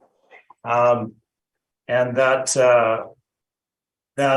is what you're looking at. If you look at a strip center retail, you're looking at a multi-tenant property. Vacancy is not as great. It is a different animal in that if you have a single vacancy, you may have 10% of your property vacant. If you have a vacancy here, it's 100% vacant. So these are all risk factors that need to be taken into account when you look at the capitalization rate that is used. That is my presentation, and I'm happy to answer any questions.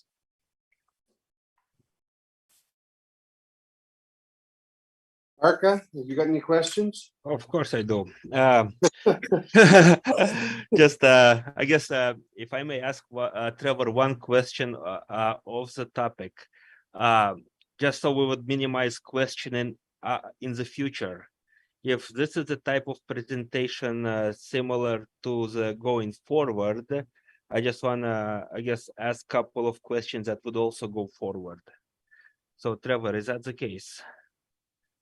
I'm sorry, I'm having difficulty parsing your question there. Okay, so basically, I guess well, okay, let's ask for the first question. So you refer to the strip retail as a better better representation of the cap rates. Is that strip retail, would that be your position going forward for all of the properties on the docket?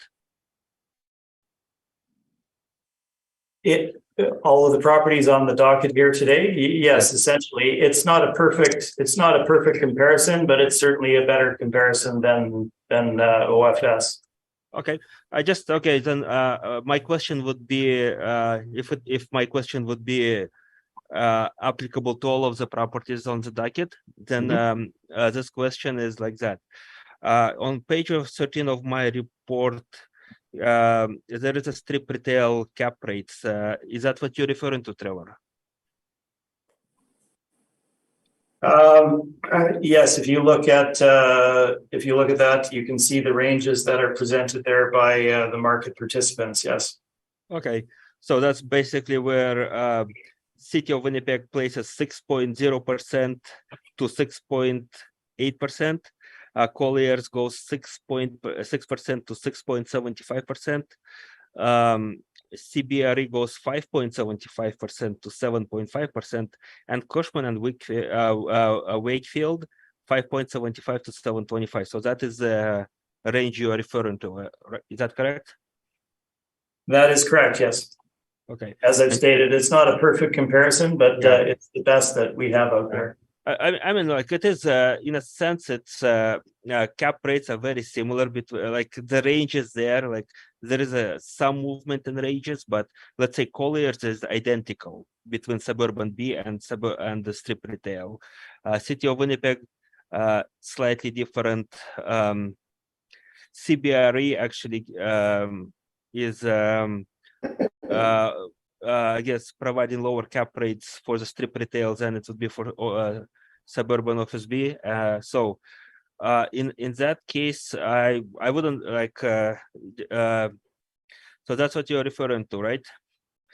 Just to recap my question. So that so those are the cap rates that you're referring to in your presentation.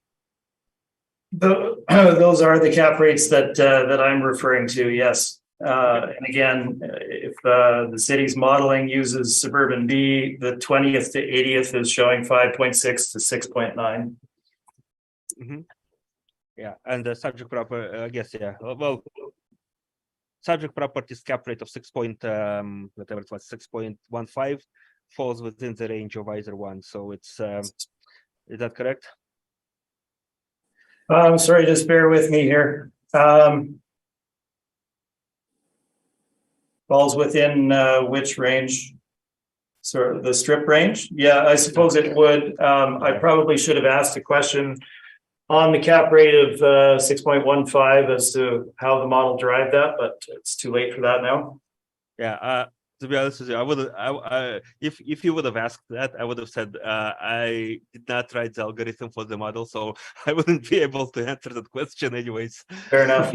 So anyways, going forward, let's see. My next question is, I guess, I just wanted to bring out, like, you are referring to the past hearings, but this is a hearing de novo, right? So I guess evidence presented in this hearing is probably, and it's been going forward in all of the bases. So would you agree that evidence presented in this hearing has more, should have the weight versus relying on the previous orders? That is up to the panel members. We simply provide the background for the subject property as for informational purposes. Okay. I guess what else I was going to ask you. Let's see. So obviously you mentioned that there is a different, I guess, ratio between storefront and the storage for the retail, typical retail versus a dealership. So that's what you provided in your presentation. But within the retail business,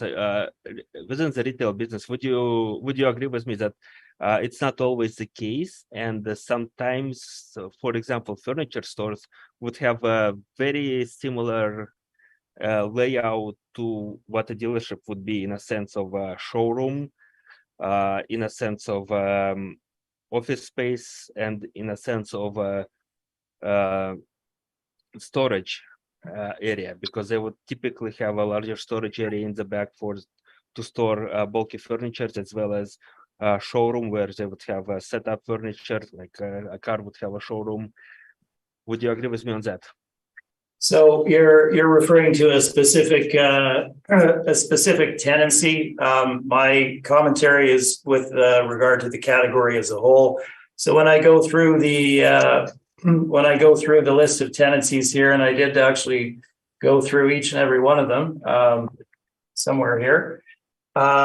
We're looking at, again, tenancies like Staples, Ashley Home, Michaels, Lazy Boy, Giant Tiger, Bouclair, Dollarama, Pier 1, Bed Bath & Beyond, Mark's Work Warehouse, Petland. So when you look at the layout of these stores, they dominantly hold to the characterization that I made. There will be variations, obviously, but I would stand by what I had stated. Okay, sounds good. And again, going back to dealerships that, well, and it is a complex property to value. So dealerships typically would, and you stated it in your presentation, but I'll ask you again. So you would agree that dealerships typically don't have like frequent market exposures. They don't trade or sell on the market. For the most part, I guess I'll stop. That will be the question. So they have typically limited market exposure and typically do not trade or sell on the market often. Is that? Would you agree with me on that? Yes, certainly. They don't trade as investment properties, certainly on the market. Yeah. So, and you have mentioned previously, so you would still stand by that. I guess the dealership market is pretty much saturated in the city. Is that correct? Yeah, yes, that is correct. As I said, the brands control the number of bricks and mortar locations they have in a particular market. The only real change from that we're seeing is very small boutique, very small boutique brands like Maserati, or the split off where we had co-located properties where they're separating into individual brands rather than having two in one particular dealership. Yeah, and you like I guess the lead up question would be, we did have in the past, and it's in that, and we've discussed it before, some dealerships renting property at above what would be called above market price, and hence the purchase was also above market price. That's what we discussed, and that's what you agree with me on that. Is that correct? Yeah, I believe I'd gone into some discussion on that, and again, those are not market transactions, and that's essentially what I was showing. But those are the only transactions available. And would you agree with me that those are the only transactions, and they happened in the way they happened because it is a limited market and hard to get into? So participants would basically try to get what they have or what there is available. No, so I strongly disagree with what you're stating there for the reasons that I went through in detail. There is no market comparison there with those particular leases and or purchases for the reasons I've stated. They're the motivation, the financing, etc. What's actually involved in the transaction bear no resemblance to market. They would be excluded by both assessment and appraisal methodology automatically. So they shouldn't even be in the presentation, essentially. But I had to cover the ground. Okay, no, that's okay, yeah, and yeah, no, I guess those are my questions going forward. So up and I guess if so, and those questions would typically be applicable for all of the properties on the that are left on the docket. Again, you have mentioned another subject property. Have you been inside of it? No, for each of these properties today here, Mr. Sid Story has been in each of them, so you can direct your questions to him with regard to structures. All right. So, it is a smaller dealership, but I mean, overall, the condition of this dealership, the subject property in this particular matter, if you can, when I look at the pictures that I have, it would appear to be in a very good condition relative to what is expected of a new car dealerships. Would you agree with me on that? You can't tell by a photograph if it's comparable. You're suggesting that when you look at the photograph, that you see something comparable to new construction? Is that what you said? I'm sorry, I didn't understand your question. Yeah, well, basically, when I look at the photographs, but you've been inside, so would you agree that the condition of the subject property, A, what you see on the photographs is very similar, didn't change, and B, that the condition is what is expected of a dealership in the market?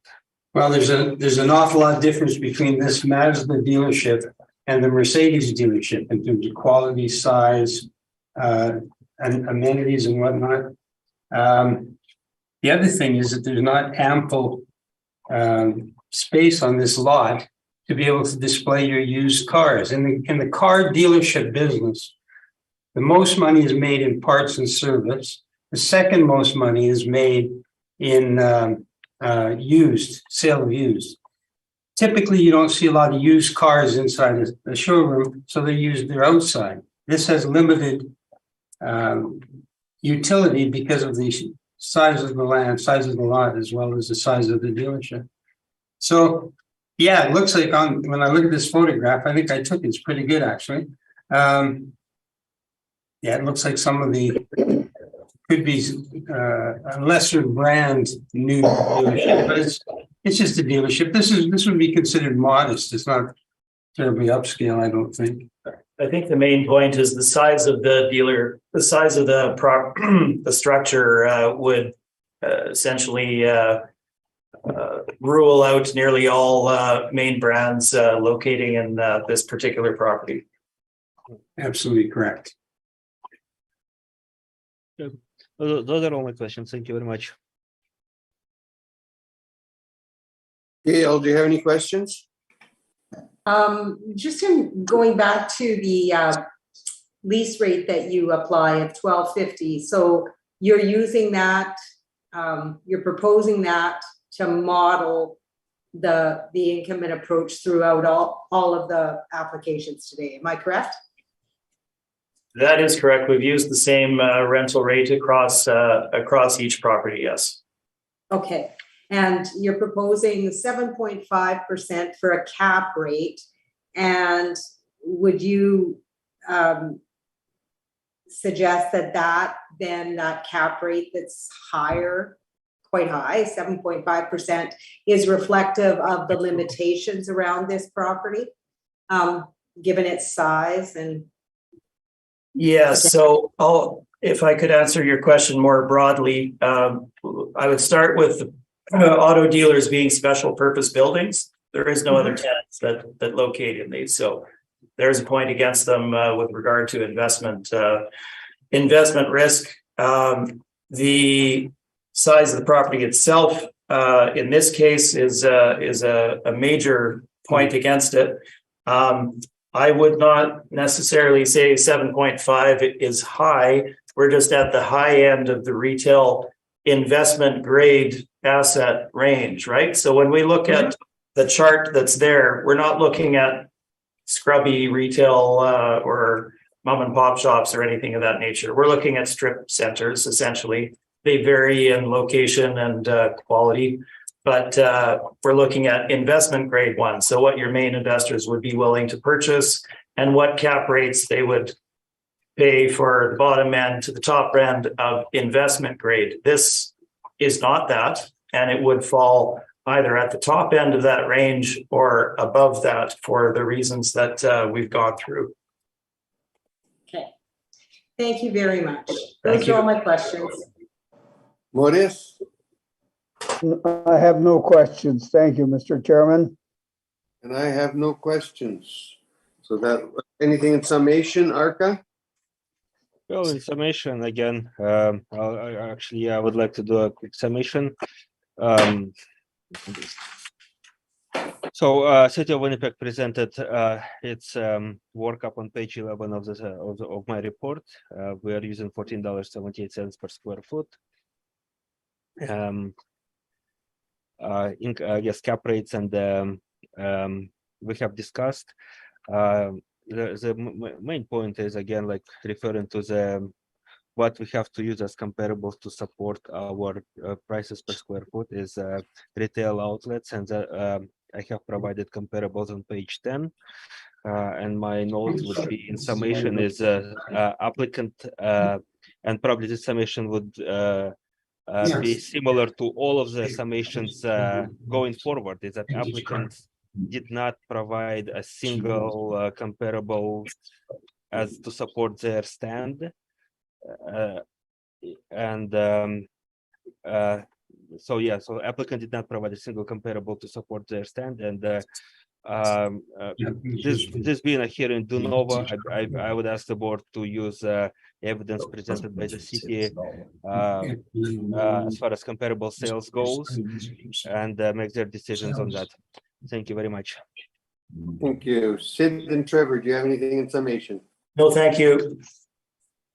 Okay, Could we and Sid, take a break, Mr. Chairman? yeah, just 1 second.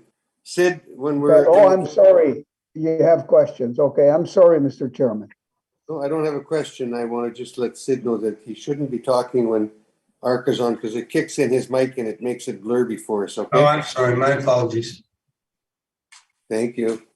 We're going to take 5 minutes. Is that enough time? Okay, that's fine. 5 minutes. Recess.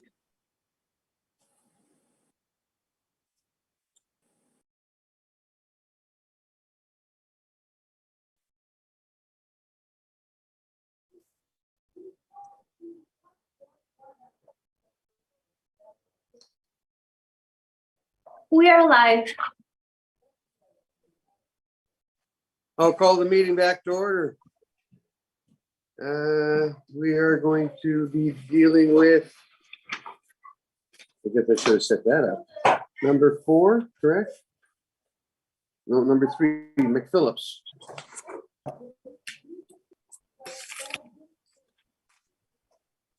$1,400 McPhillips, is that correct? Yep. So let's see. 1400. Arca, when you're ready. All right, let's see. So Board of Revision file number 22-33-35. Applicant is Fairtax Realty Advocates. Property roll number 05-004-02-0000. Address 1400 McPhillips Street. Owners Ryan Joyce Sales and Leasing Ltd. Roll year 2023. Reference date April 1st, 2021. Assessed value $11,396,000. Class code 60, taxable. We're dealing with going forward. They're all vehicle complete auto dealers. So what we're dealing with is buildings that were built in 1990 to 2006. Wall height goes from 20 to 27 square feet. Masonry bearing walls. Zoning is C2. Land area 211,076 square feet. Plan area 42,396 square feet. Basement area 11,840 square feet. Leasable area altogether is 63,994 square feet. Land to plan area is 4.98. So subject property again is on McPhillips Street, corner of McPhillips and Maple Glen. So we have some aerial view and street view pictures of the subject property on page 2. As you can see, the Jim Gocher Chevy dealership. Page 3, basically, main focus there is income and expense information provided by the owner. So it is a fully owner-occupied building. So I'll skip all of the other information they provided. I guess COVID-19 supplemental questionnaire. The top row was not checked at all, but most of the questions were answered as no, as far as impact goes. So I guess like to save time, same comparables we've discussed in the previous presentations. To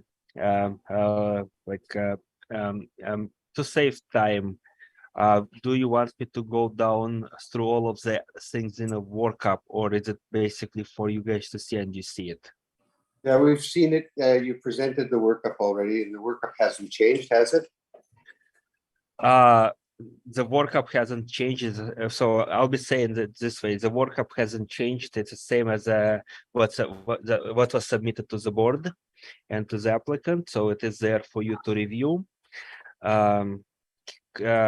Page 10, cap rates, we've discussed it. So same application as last time, and going on like basically similar information as presented in the previous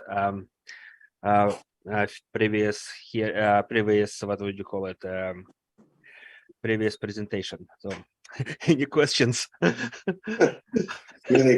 Trevor, Sid, questions? Just to really, given workload at the city, is it fair to say you haven't had a chance to inspect any of the properties here today? Nope, will be answer. Same answer would be applicable to all the properties. I did not inspect a single one of them. Right. Okay. And subject property has 11,196 square foot basement space. So you haven't viewed that, obviously, if you haven't been there.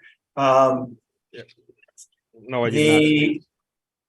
Looking at your page 8, the property is broken into three leasable areas. Is it fair to say that it's a single dealership, though, that we're looking at, and that these wouldn't lease out separately? Yes, it is a single dealership. Okay, so if we were to combine those into nearly 64,000 square feet, would that drive the rental rate down? I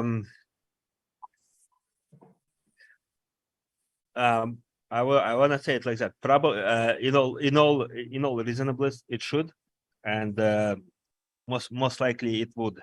So. Okay, those are all of my questions that you have. Well, not in form of a question. The assessors indicate you haven't seen the site, so you're not familiar with what the 12,000 square foot lower level is used for? I cannot answer that question. I haven't been on the site. Okay. If I suggest it's to store vintage car collection of Mr. Goche's, did that seem reasonable to you? Well,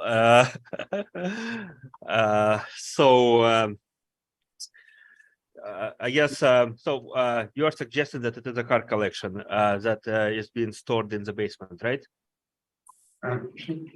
Sorry, I didn't get that. Okay, so I guess I'm sure they'll present it when they make their presentation. Yes, we'll present it. Thank you. I'm sorry. okay. Any other questions? That's all my questions, Mr. No, Chair. thank you. Gail, any questions? Just to confirm what the lease rate is that you've applied in the model for the overall square foot of 63,994, is it $13.05? Okay, I did not do the math yet. I'm doing it Okay. right now. Give me a second. So blended rate is $13.05. Okay, Can I comment, Mr. Chairman? It's actually 12.90. There's an error on the appellant side, so You wait till blended it's rate. finished? No, it's just, I'm just making a comment that the blended rate 90. It's not 13.05.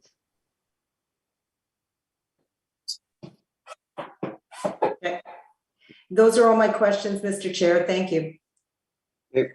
Maurice, can you say that again? Because it was breaking up. Yeah, I think I had a problem with my connection here. I know that out the blended rate at 12.90. And on the, I know the appellant used 13.05, but use 825, 249. I divided by the square footage comes up to 12.90. I hope I'm correct. That's my, That's your question? well, that's all. Well, it's everything. I've got the picture. Thank you, Okay. Mr. Chairman. Arca, you got, is it 12.90 or is it 13.05? Well, I'm calculating it 13.05. I suggest you guys do your own math and Oh. I calculated to 13.05 too. You did, so I'm the culprit here? Okay, You're the We'll discuss it after. Yeah. Anything in summation on this one, gentlemen? Oh, I'm sorry, Mr. Chair, we haven't Oh, yeah. proceeded Yeah, I'm yet. We'll be I'm quick. getting there. I did this today to try and speed it up, let me tell you. Sid and Trevor, can you present, please? Absolutely. Thank you, Mr. Chair. Property we're looking at, 1400 McPhillips Street. This is Jim Gauthier Chevrolet on McPhillips Street, just under 64,000 square feet. It's one of the larger auto dealerships in the city. The subject property is assessed for 2023 at $11,396,000. This is an increase of $3,233,000 from the 2020 cycle, where it was reduced to $8,163,000.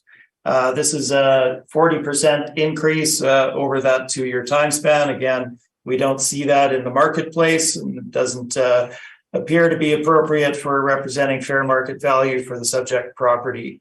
Let's look at the subject here. We have over 11,000 square feet of basement space. Now, very non-standard development. This was originally built in 1989. 89. Yeah. Originally built in 1989. And Mr. Gauthier put the basement space in there for storage of his own personal vintage car collection. Again, it's subgrade, it's a basement space. It was never intended as selling space. So when we look at a rental rate of $11 per square foot for basement space of over 11,000 square feet, simply not going to happen. We're treating the property as a whole, looking at the entire leasable area. Yes, that basement space is in there. I would argue that our rental rate is probably on the high side at $12.50 per square foot, given that bulk of space in the basement. But I won't change the valuation as it stands. The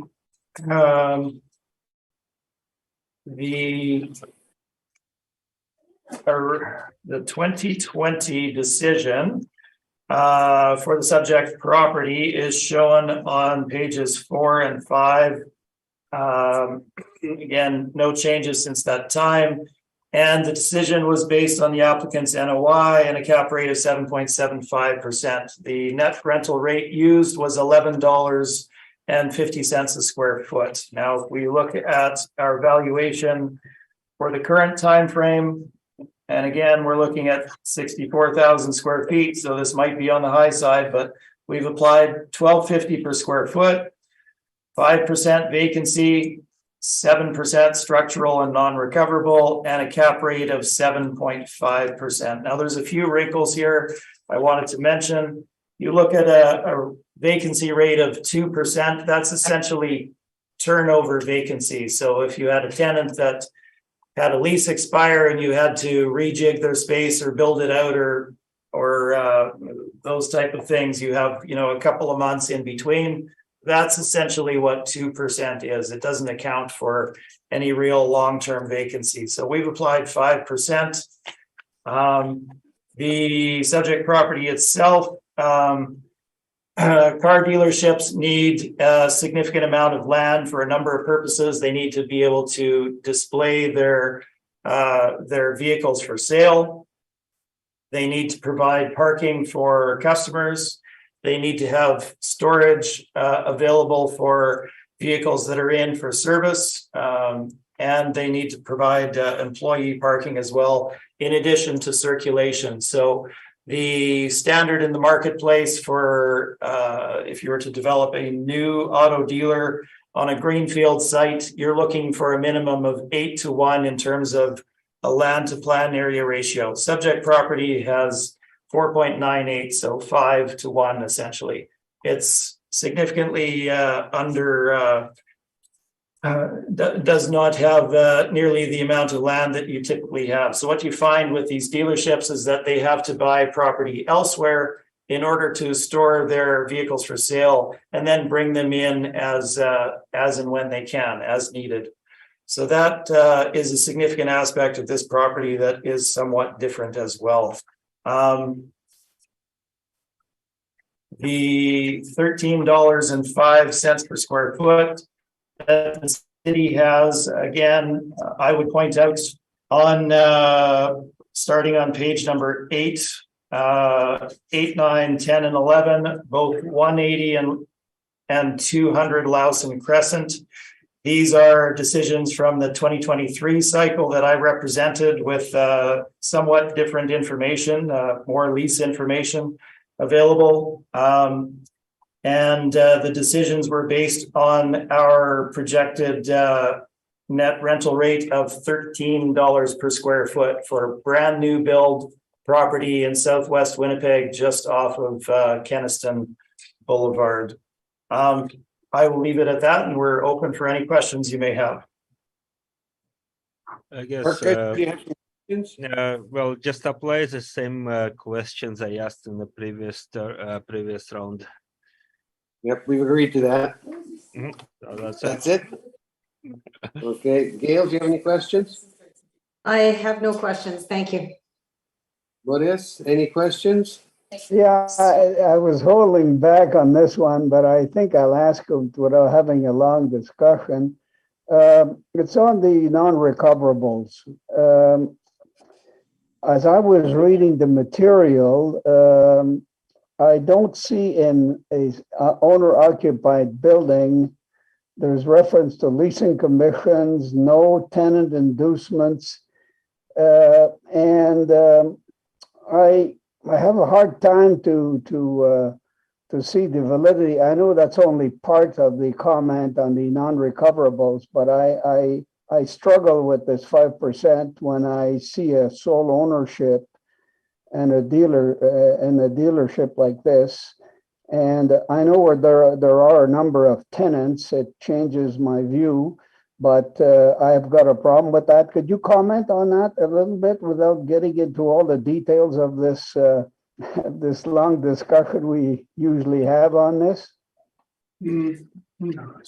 Actually, sure, I can certainly comment on that, Mr. Therrien. So if you look at beginning on page 20, pardon me, and onwards is the non-recoverable expense submission from Fairtax. And if you look on page 20 itself, I take your point that it is owner occupied. So no, there's no leasing commissions, obviously.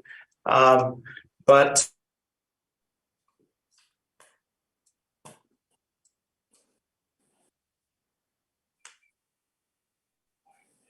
yeah, quite a number of categories of all the professional fees, legal and other.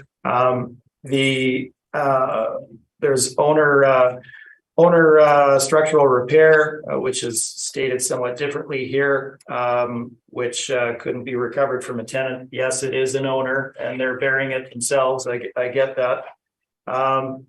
But there's a significant number of categories that all property owners face. I know that my presentation is somewhat different than this, and I haven't specifically reviewed this, so maybe Mr. Story should comment a little bit. Did you want to add anything, Sid? I think it's pretty self-evident. We've all seen it so many times. Our position is that there are certain costs that are incurred by owners that are not typically recoverable, and they have to be adjusted and recognized in arriving at fair market value. The big one that jumped out at me are leasing commissions and appraisal fees. However, we've all seen the recoverable expense. The other point, I guess, that's in there is that Winnipeg appears to be on their own in terms of this particular issue. If you look at both Ontario and Saskatchewan as jurisdictions, and indeed Manitoba outside of Winnipeg, they are utilizing the same percentages that we are, or the same valuation methodology. The 5%. The 5%, yes. And the two. Okay, thank you, Mr. Chairman. I raised my concern and you gave me what you feel is a proper answer in your case. Thank you. Thank you. Thank you, gentlemen. Anything in summation, gentlemen? I guess my summation would, as I stated before, it's the same summation that would go forward. So if you would apply that, that would be my summation. Thank you.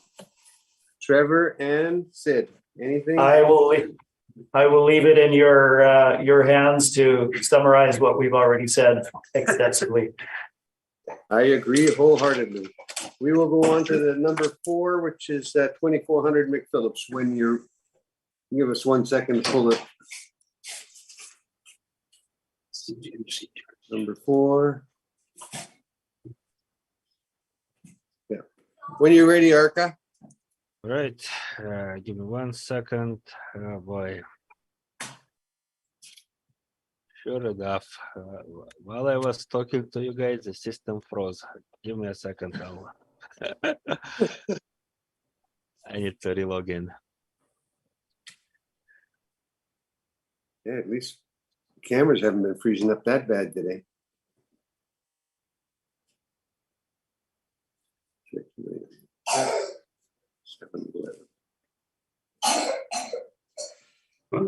Oh, bad cough there. I think that's my little one. Yeah, I know. Hey,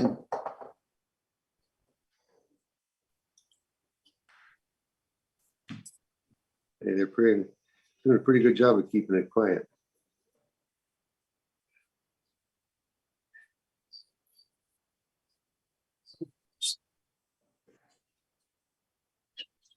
Whoa, now for one reason or another. I'll go with the printout I have, and if I need to refer to it, then it's so file number 223333. It's the applicant is Fairtax Realty Advocates.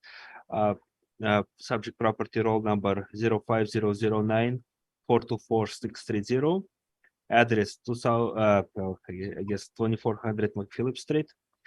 Owners Ranjo Sales and Leasing Ltd. Roll year 2023. Reference date April 1st, 2021. Assessed value $6,711,000. Class code 60 taxable. So I guess year built 2003-2022. Masonry bearing walls, wall height 22 to 24 feet. Zoning C4. Planned area 182,371 square feet. Plan area 36,712 square feet.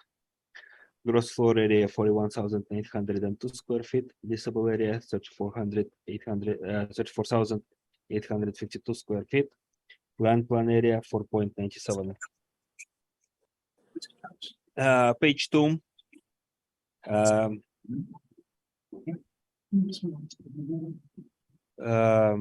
Okay, so what do we have on page 2 here? So page 2, aerial view of the subject property, 2021 aerial image, as well as 2021 Google Street View. And page 3, 2022 Google Street View shows that addition that has been built to the subject property right to the left of the picture. To the left of the, I guess it's an addition to the building on the, I guess, left side of the picture there. So, page 4, so we have a permit for the addition. So it was a 655 square meter addition, or 7,050 square feet. Declared construction value for the addition was $2 million based on the permit. Page 5 shows, I guess, a sketch of the layout for the addition.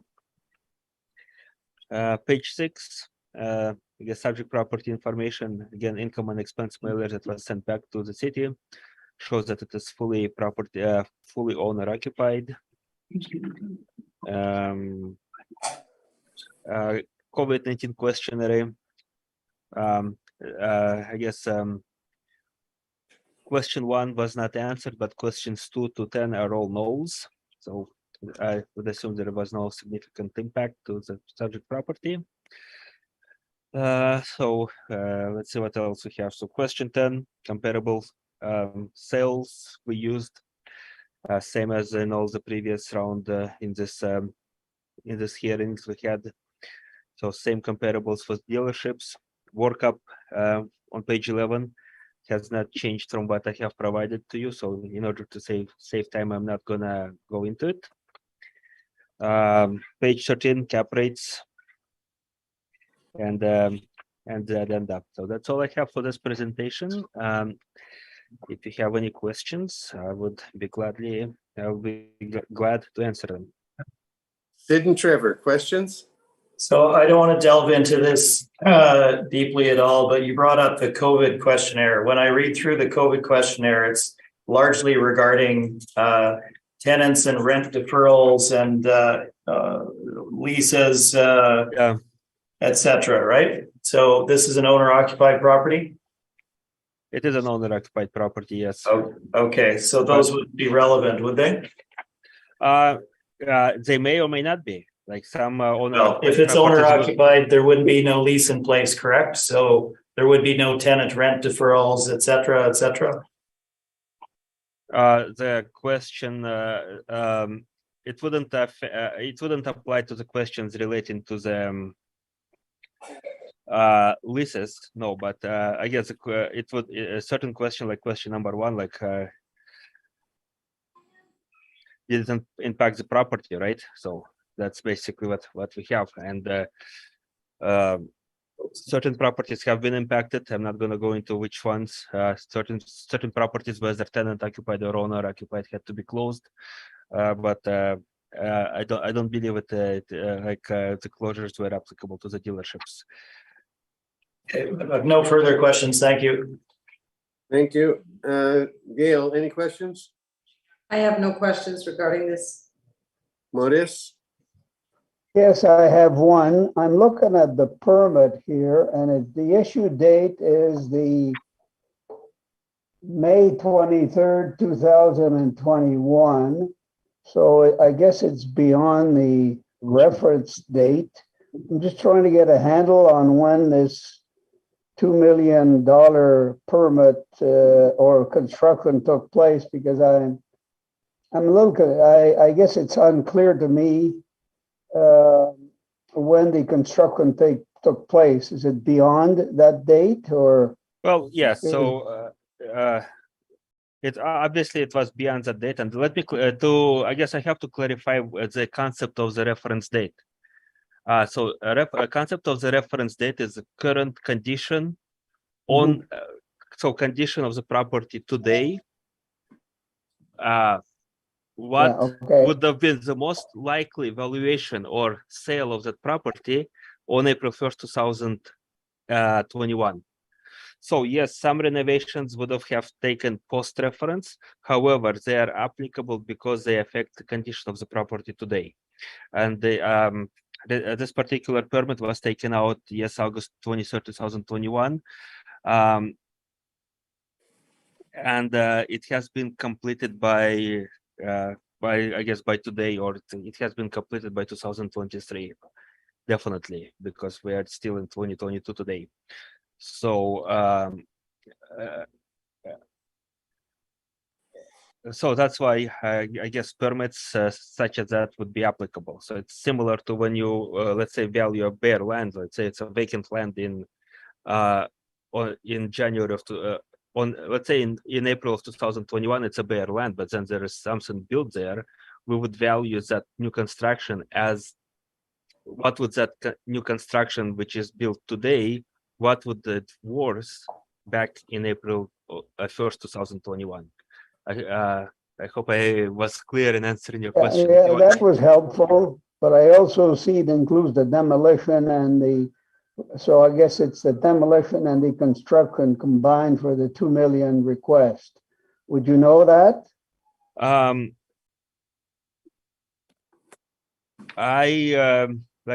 Again, I didn't dive deep into the research of the property, what has been there. Like, I think the demolition removal start date, I think it's those are standard standard fields in the permits. However, the description of the work on the top would probably be more appropriate. It's a description of the top. At the top says to construct a 2-story 655 square meter addition and alter interior and exterior of the existing 2,760 square meters building.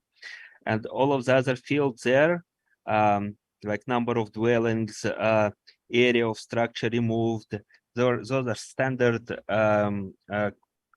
standard text on the form.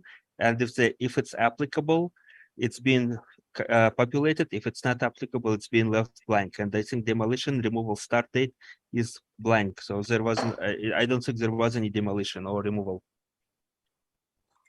Okay, Lan, thank you, Mr. Chairman. That's it. I guess I have to ask one question now. So your evaluation of $6,711,000 included what you thought the permit, correct? Yes, current valuation of this value includes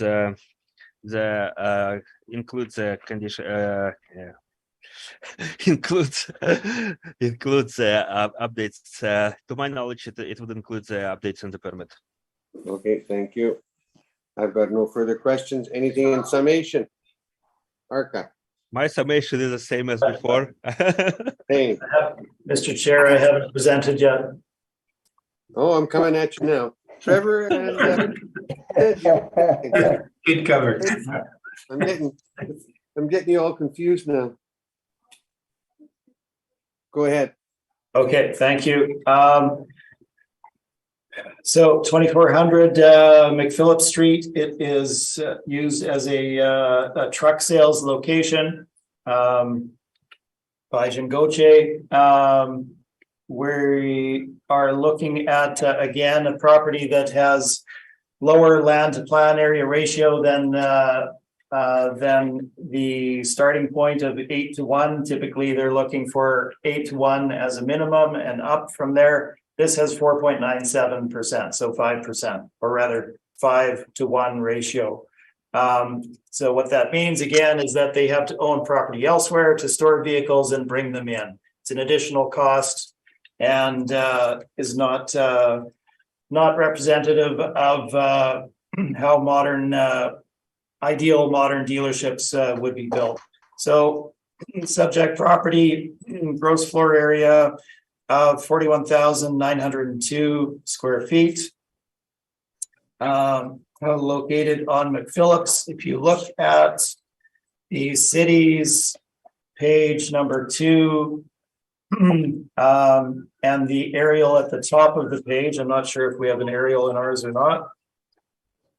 But the aerial at the top of page 2 there, you can see the boundaries of the site. What I will point out is this will become important in another property to come, is that a new apartment building was built at the rear of the site, so not within those bounds, but within the bounds of the original property at the rear of this site called Lady Joyce. And that was split off onto obviously its own title and roll number at the rear of the site. So just something to keep in mind. With regard to the permit, there's always some demolition that takes place, and I don't need to point out that a $2 million permit doesn't translate directly into $2 million of additional value for the subject property. The COVID brochure, way too much reliance is placed on this in the hearings by the city. First of all, they didn't indicate how much impact there was. Secondly, most of the questions are with regard to tenants, so the obvious answer is no to all of these. Was there an impact in Winnipeg on retail and auto dealerships? Absolutely, there was. You couldn't enter dealerships for a period of time. There were layoffs that took place, and there were obviously costs with regard to public safety measures that were incurred at the time. So treat that with a very heavy grain of salt. If we look at the auto industry at the time, and I haven't really covered this, so I'll just very briefly go through it. We're looking at an industry that's going through heavy revision. First of all, online shopping is huge now. When you are looking at purchasing a new vehicle, the very first place people go is online. You do all of your comparison shopping. You decide essentially what car you want. You look at what deals you can get at the various locations, and then you go and try one at that point. What this means is that there's less of a need for bricks and mortar, less of a need for real estate for the brands. So what this is driving is a situation where there's consolidation happening. You're getting less of the brand, less locations for the brands out there, and larger locations. So the other issue with regard to the relevant time frame is COVID-19. There was a significant sales drop off, obviously, in the early part of that. In addition, there was a significant restriction of new autos available to the vendors, to the dealerships themselves, because of parts restrictions and shipping. And I'm going to get the name wrong, the electronics, the board for the cars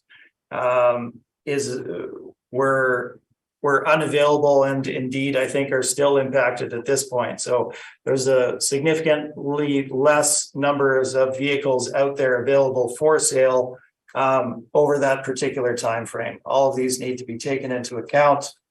So let's look at the subject property. We're looking at 41,902 square feet. Again, significant size, undersized on the land area.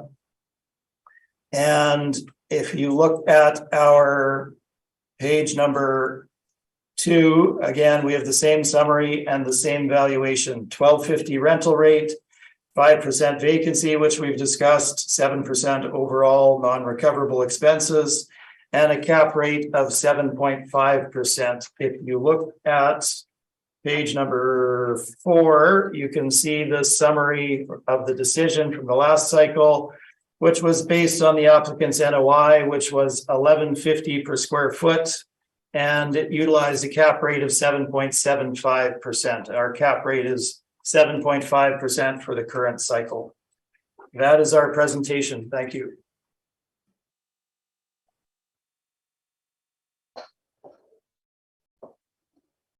Kirk, any questions? Just, I guess, a couple of new questions some new information that came up. Trevor, you mentioned COVID-19 and how it impacted automobile industry. I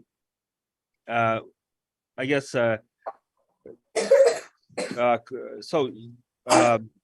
suggesting that COVID-19 affected the automobile industry in a way of restrictions. Is that correct? That is correct, yes. Mm-hmm. And you're suggesting that the automobile industry itself, I guess here's my question, like, if it affected the automobile industry that much, would it make sense for the owners not to invest into the building and apply for a permit in 2021? I can't comment on the owner's particular motivations, I'm afraid. Okay, and just to make sure that we're discussing the assessed value of the property, not overall the I guess not the operational income that the business will generate. Absolutely. Those are all my new questions, and the previous questions also apply. Thanks. The same.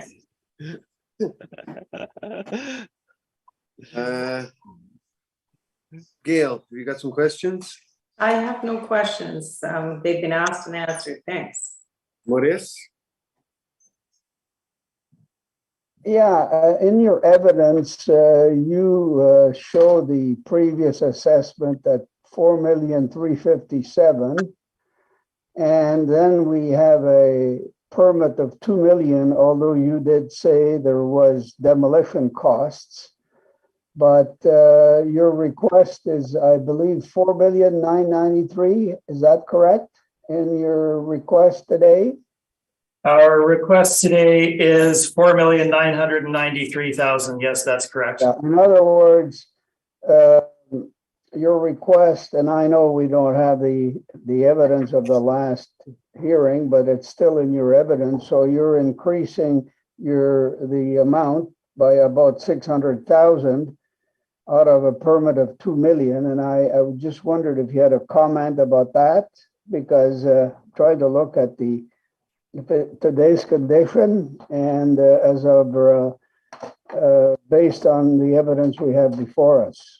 Yeah, absolutely. Happy to address that. So the permit value is something that the city is increasingly including in the briefs. Construction costs these days are significant. So obviously they drive a significant number with regard to the permit requests. Now, permit request isn't always necessarily what the actual cost was. It's what they estimate the cost to be. It also includes, of course, demolition and whatever all else they've included in that particular permit. Above and beyond that, and I can't stress this enough, $2 million of permit value does not translate into $2 million of market value one-to-one. We're not looking at a cost approach here. And if we were, again, it's not a one-to-one translation. The valuation of the property and the proper valuation of the property is done on the income approach based on the entire size of the building, what it would rent for on the market, and what that should be capitalized at, deducting expenses. We've done that. And this introduction of the nominal cost of the permit muddies the waters essentially, and does not translate to market value. When you're building a property, you're not looking at what it cost you to build it in year one. You're looking at your return on that property over the investment horizon timeline that you're going to build that property. So you're financing it to start with, and you're owning it for 10, 15, 20 years. $2 million is not added on to the value of the property. So that would be my explanation, I suppose. Okay, thank you, Mr. Chairman. Thank you. Anything in summation? Arca? Oh, my standard summation that was used before. That's all. Thank you. Trevor and Sid, anything in summation? We're fine, Mr. Chair, unless it does. Yep.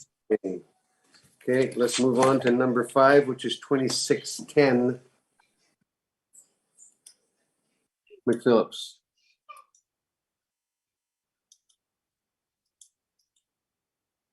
What's going on in my computer? Hey, are you guys all online here?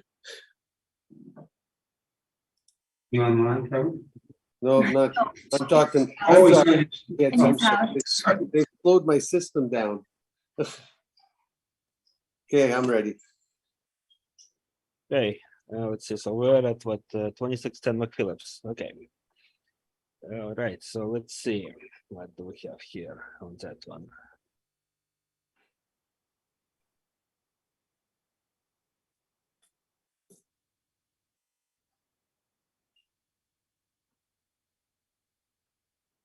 Okay, so subject property, what do we have here? Okay, file number 223353.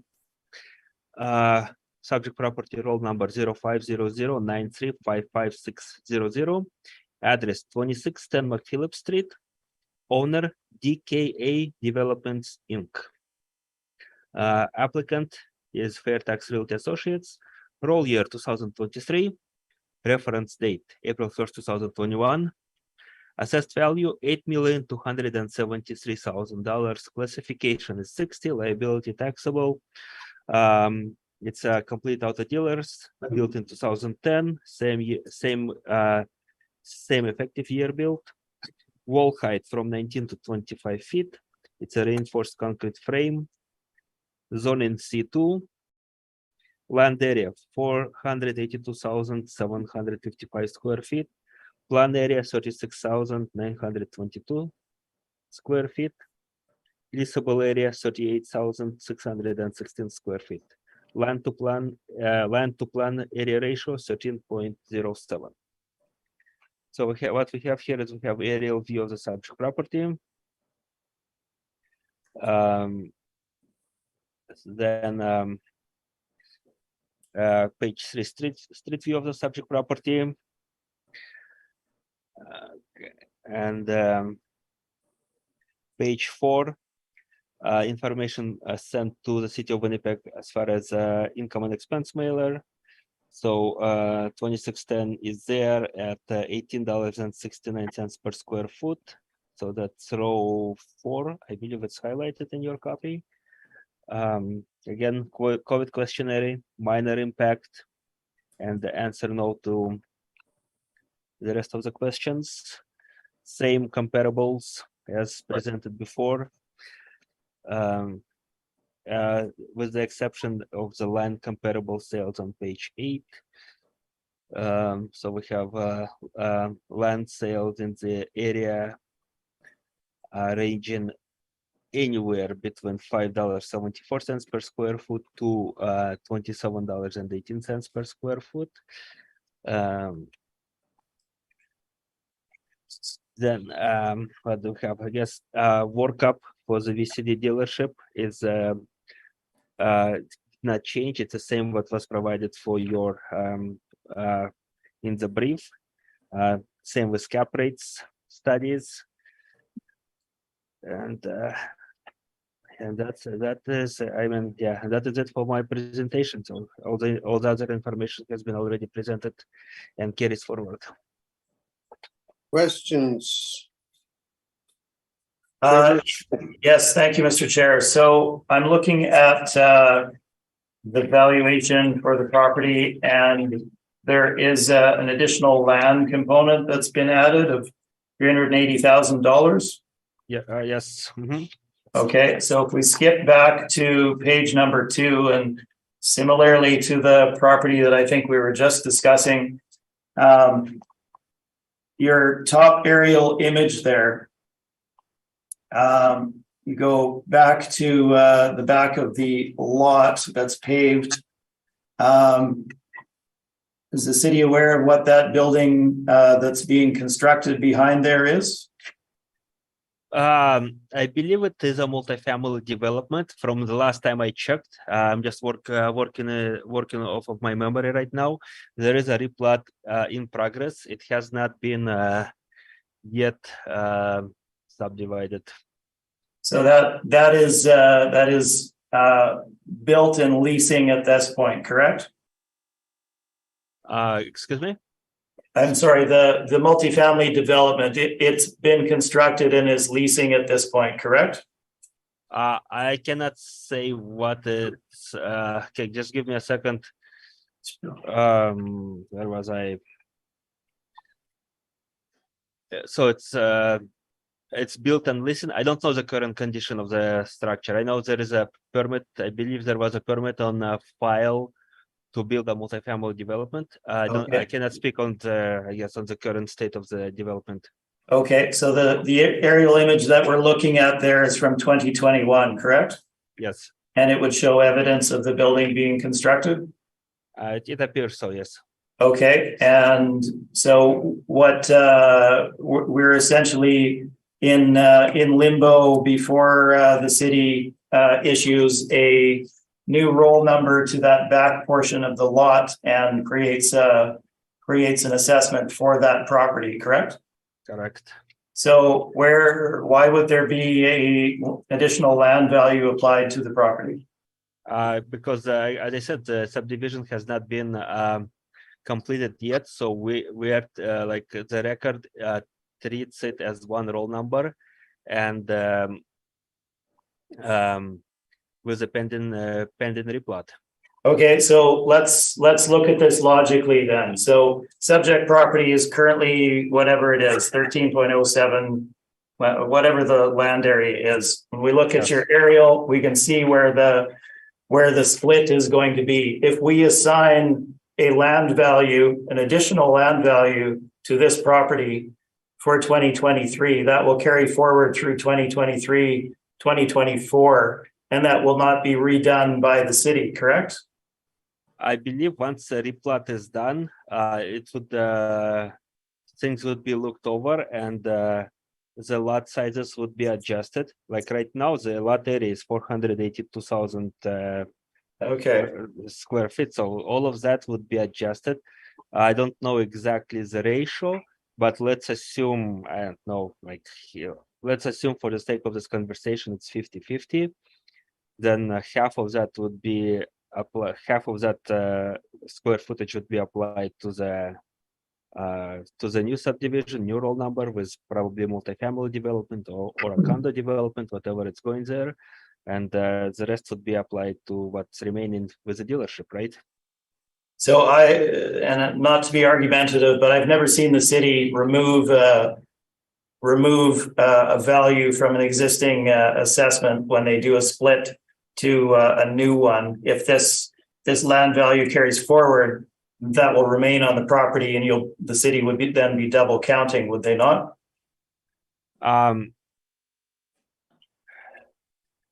Again, hypothetical question would get your hypothetical answer. Yeah, fair enough.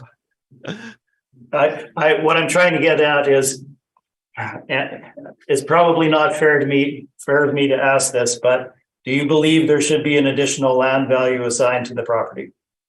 Well, for this valuation, as is, there should be. Well, Because, however, once the replat takes place, in my opinion, it should be looked over and reviewed whether there is excess land. Obviously, when you look at, I guess page 2 of my report, and historically, the rear part of the parcel has been vacant. However, it was there present, and therefore excess land value had to be added to account for it. okay, so let's look at this then. So the land, can we agree that the land that we're considering, that the city is considering additional, is at the rear of the site with no frontage on McPhillips and very limited visibility or access? in fact, you could only access it through the subject site. There's no roadway to access it. So actually, in my calculation there, if you look on page 9, again, like I quickly looked it over. The excess land value is 5% of land deemed excess. So only 24,138,000 square feet of land is actually deemed as excess. So that's on page 9 of my report. If you can take a look at it. Okay, but the comparables that you're using to develop the 1574 per square foot, whether that's model driven or an override, those are based on the properties that are shown on page number 8, correct? And those would all be properties that have street frontage and access from major thoroughfares, correct? I would again based on some of them would, but I do not think that all of them are. Let me just double check 1340 Templeton. I believe that one is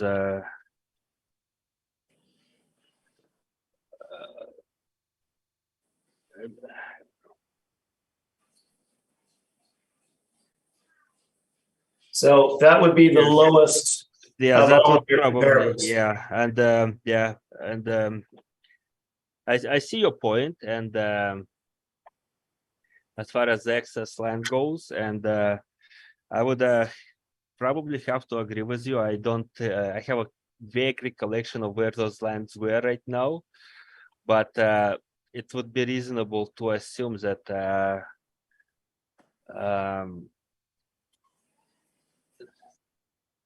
it would be reasonable to assume that they are located in they'll have a better access than what would be deemed excess land in the rear. Okay, I have no further questions. Thank you. Gail, any questions?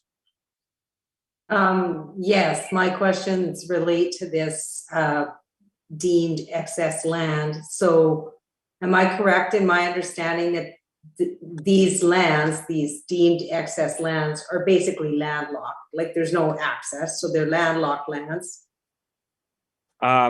They are excess land that I mean, they don't have to be landlocked. They're just excess what is deemed excess for the utilization of the particular business. So if there is a large percentage of the land that is if the parcel is too large and the business is utilizing only a small portion of the land, some portion of the land would be deemed excess.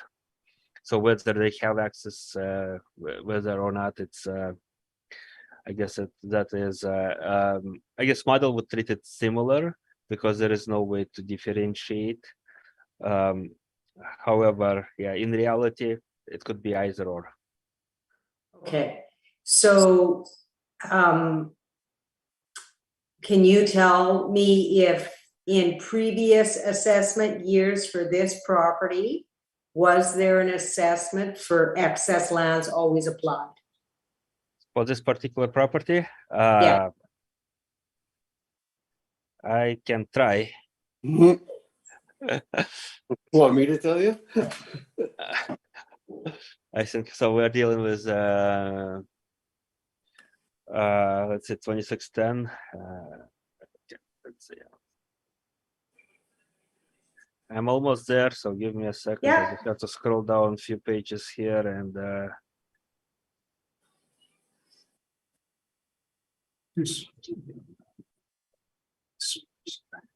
yes, yeah, it has been the case as well in 2020.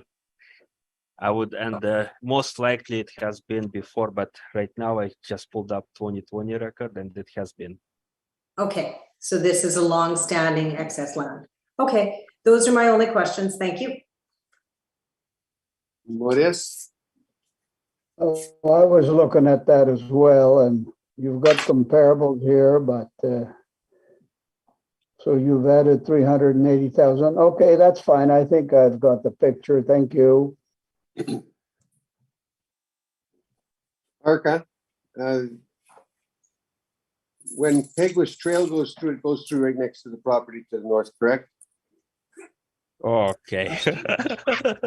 I wish I was a city planner to know. Let me just double pull it up on the map once again. Okay, 1610 McPhillips, right? Oh boy. Yes.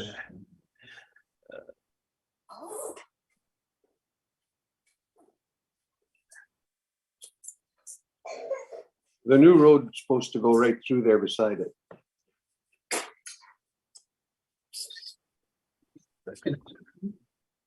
Oh, so it's 26 then. Oh my, I'm just mixing Mr. my. Chair, the city have entered into a lease with the property owner. That can be terminated when Pegwis is finalized. That takes away the land that they're now using as you use cars, which is the north side of the building. Just so you know. So. I was made aware of that last time.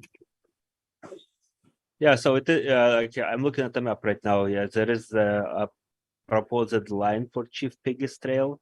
Yeah. And yeah, like as far as minutia of the agreements or details, I'm not aware of. I do not have the information to that. There's a city lease for that space, and they have a limited time to vacate once the construction for the road is happening, but it's not happening quickly. Well, Sid, you'll put it into your presentation. And I'll stop asking questions now. Onto your presentation, Sid and Trevor. Thank you, Mr. Chair. So I think I can clear up the additional land thing in one fell swoop. If you look at page number 3 and page number 4 of the brief, refers to the 2020 decision on the subject property, 2610 McPhillips. And you can see the reduction on page number 4. Decision is based on a cap rate of 7.75% and the applicant's net operating income. No additional land. Correct. So there is no additional land to be accounted for here. Both it's the land that they're referring to is awaiting the city to give it a roll number and assess it accordingly. And there was no additional land attributed to the property in the first place. It's also at the rear of the site. There would be no access from a roadway. There's any number of things to look at here, but it's not additional land. If you look at the city's comparables, which I hate spending a lot of time on this particular issue because it's just not there. But let's look at page number 8 of the city's brief, 2358 McPhillips Street. Street frontage, 1467 per square foot. They're attributing, what is the model attributing? 15 something per square foot? Anyway, I'll leave it at that. There is no additional land. I'll move on. 2610 McPhillips Street. The 2020 assessment was reduced from 7,204,000 to 4,698,000 based on the appellant's net operating income using 1150 per square foot. And then the decision used a 7.75% cap rate. That's in the evidence here on whatever page that is included on, page 3 and 4. We're now looking at an 80.5% increase for 2023, up to $8,273,000. Now, again, keep in mind that land to plan area ratio. If you look at the city's aerial and you draw a line where appropriate across there, we don't have 13 to 1 land to plan area ratio. It's probably more in line with 5 or 6 to 1 or something in that neighborhood. So it would not be additional land to start with. The subject property built in 2010, we're looking at 38,616 square feet in terms of leasable area. The location of the property, if you look at city's brief, page number 2. You can see that the Chief Peguis Trail, as Mr. Story already referred to, cuts across a portion of their land on the north side, heading east-west, adjacent to the subject property. So that will have an impact with regard to accessibility for the subject property. Obviously, no access off of Chief Peguis Trail. The actual location of the property is located north of Leela, and is essentially the last property, I believe, that is developed on that section north of Leela. So next to this, you're at Greenfields. We're not looking at surrounding supportive retail in any sense here. There are a number of auto dealerships there, but that's really it. So let's move back to the valuation. You've heard all of my discussion on the very many points. We've again assigned 12.50 rental rate, the same parameters as before, and a cap rate of 7.5%, same as before. And this gives us a market value of $5,532,000, a very significant increase over the 2020 assessed value of $4,698,000. And that is our presentation. Thank you. Questions? Yeah, I have a couple of new questions in this particular brief, in addition to the previous ones. But Trevor, in regard to the land to plan area ratio, what was the appropriate ratio you have mentioned that I guess what is the desirable ratio? Well, the starting point for a new development greenfield dealership would be 8-to-1. They need again space for display of new autos. They need spots for customers. They need spots for vehicles that are in for service. They need spots for their employees, and they need circulation space on site. So it starts at 8-to-1 essentially. Okay. So this is 2010. The dealership was constructed in 2010. Is that correct? That appears to be the case. Okay. The original land to plan area for this particular property is 13.07. Is that correct? That is correct. Do you know so this particular dealership had access to all of that ratio, but they haven't utilized it for 12 years for sure. Do you think that 8-to-1 ratio perhaps is not what it should be? And overall, this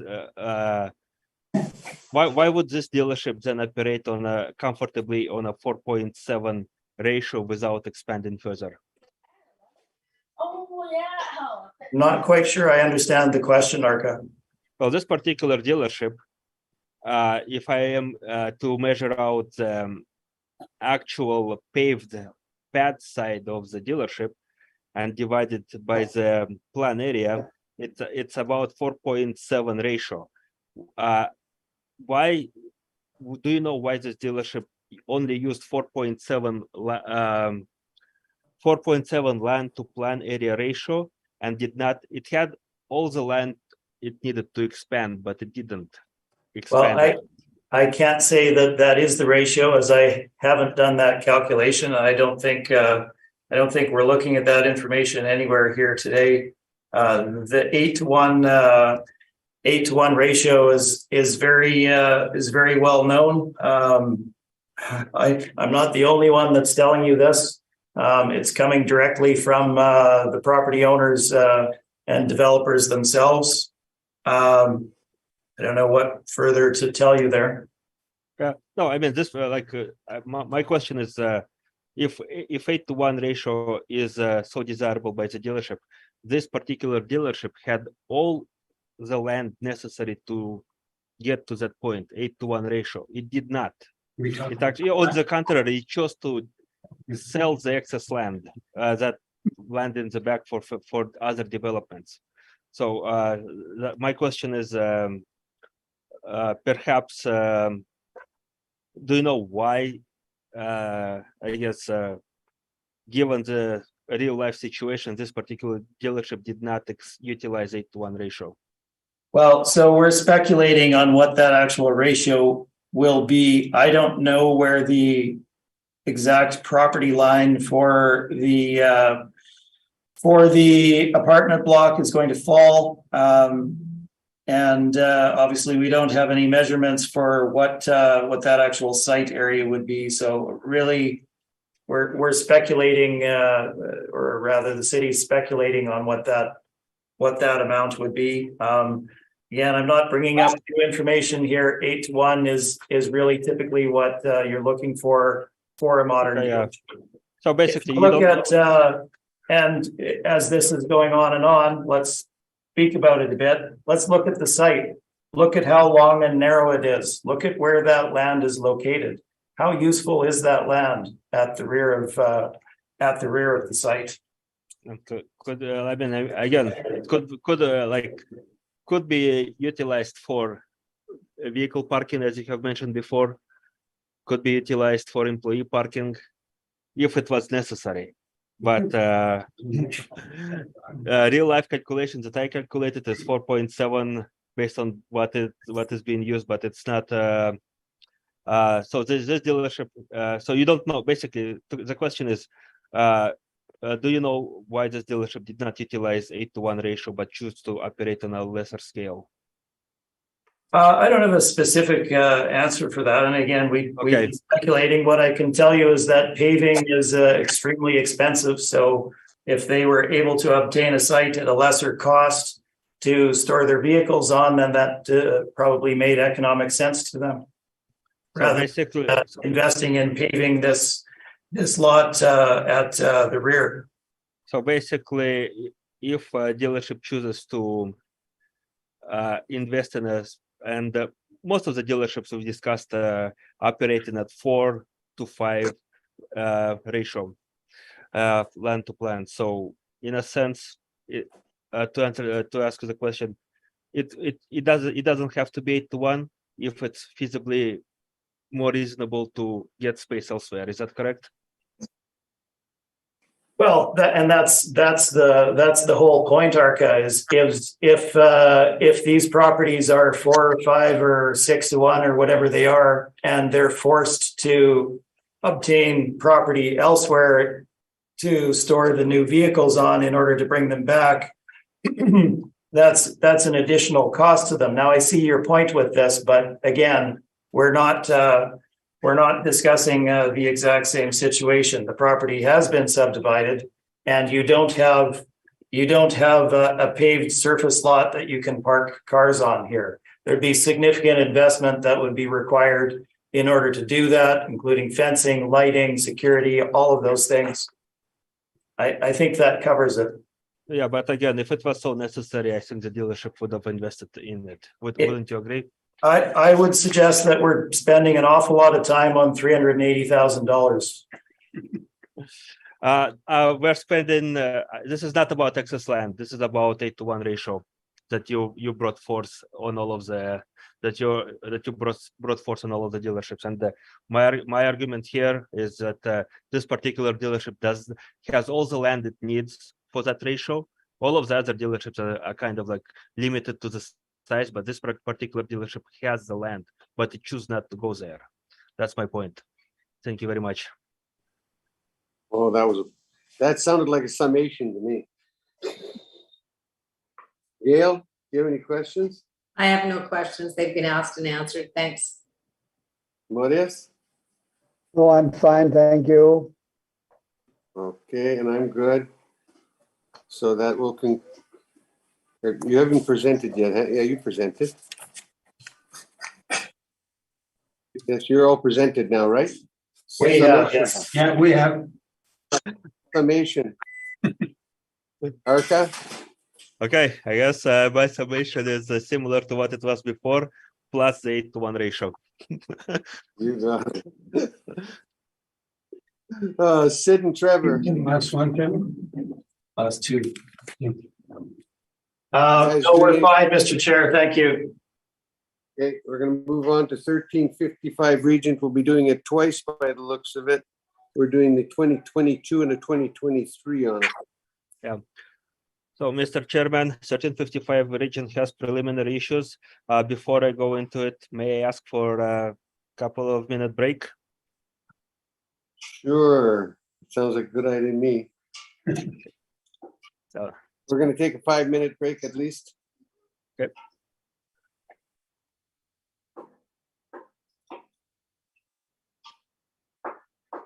Pull it up anyway.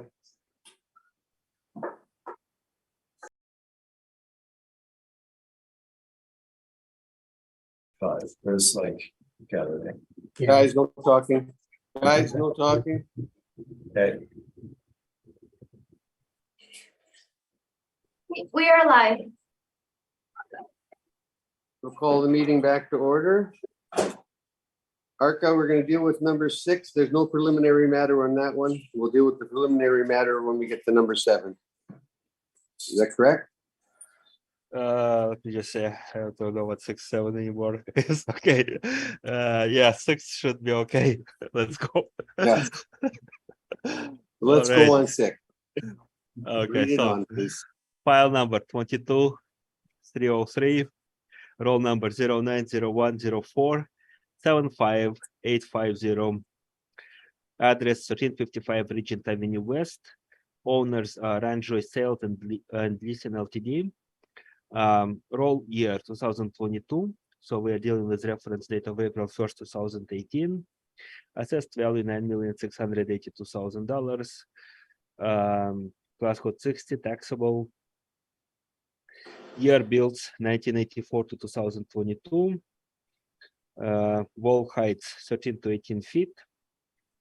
It's masonry bearing walls. Zoning C3, land area 229,953 square feet. Plan area 44,421 square feet. Gross floor area 49,626 square feet. Leasable area 52,508 square feet. Land to plan area is 5.18. Okay, so yes, page 2, 3 shows the aerial view of the subject property, and there's a difference between them. Between those two images is one image on page 2 is 2021 aerial image, and we see that newly built building 2022 building being built is 1357. So that is being constructed at behind the 1355, and you can see in 2018 image it's not there. Okay, so page 4, where am I? Page 4, street view of the subject property. Page 5 shows previous rolls. So this property has been merged into one roll using properties shown on page 5. So page 5 shows 1375 Regent Avenue West at the top, and at the bottom is 1355 Regent Avenue West.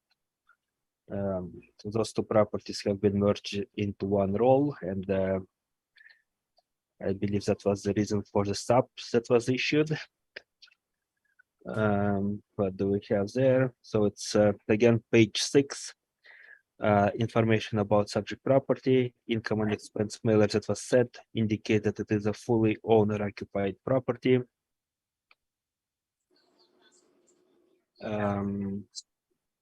Even though it does provide some information on page 7 about net leases, I believe that that's what is considered to be a book rent, but it is an owner occupied property. Let's see what else is here.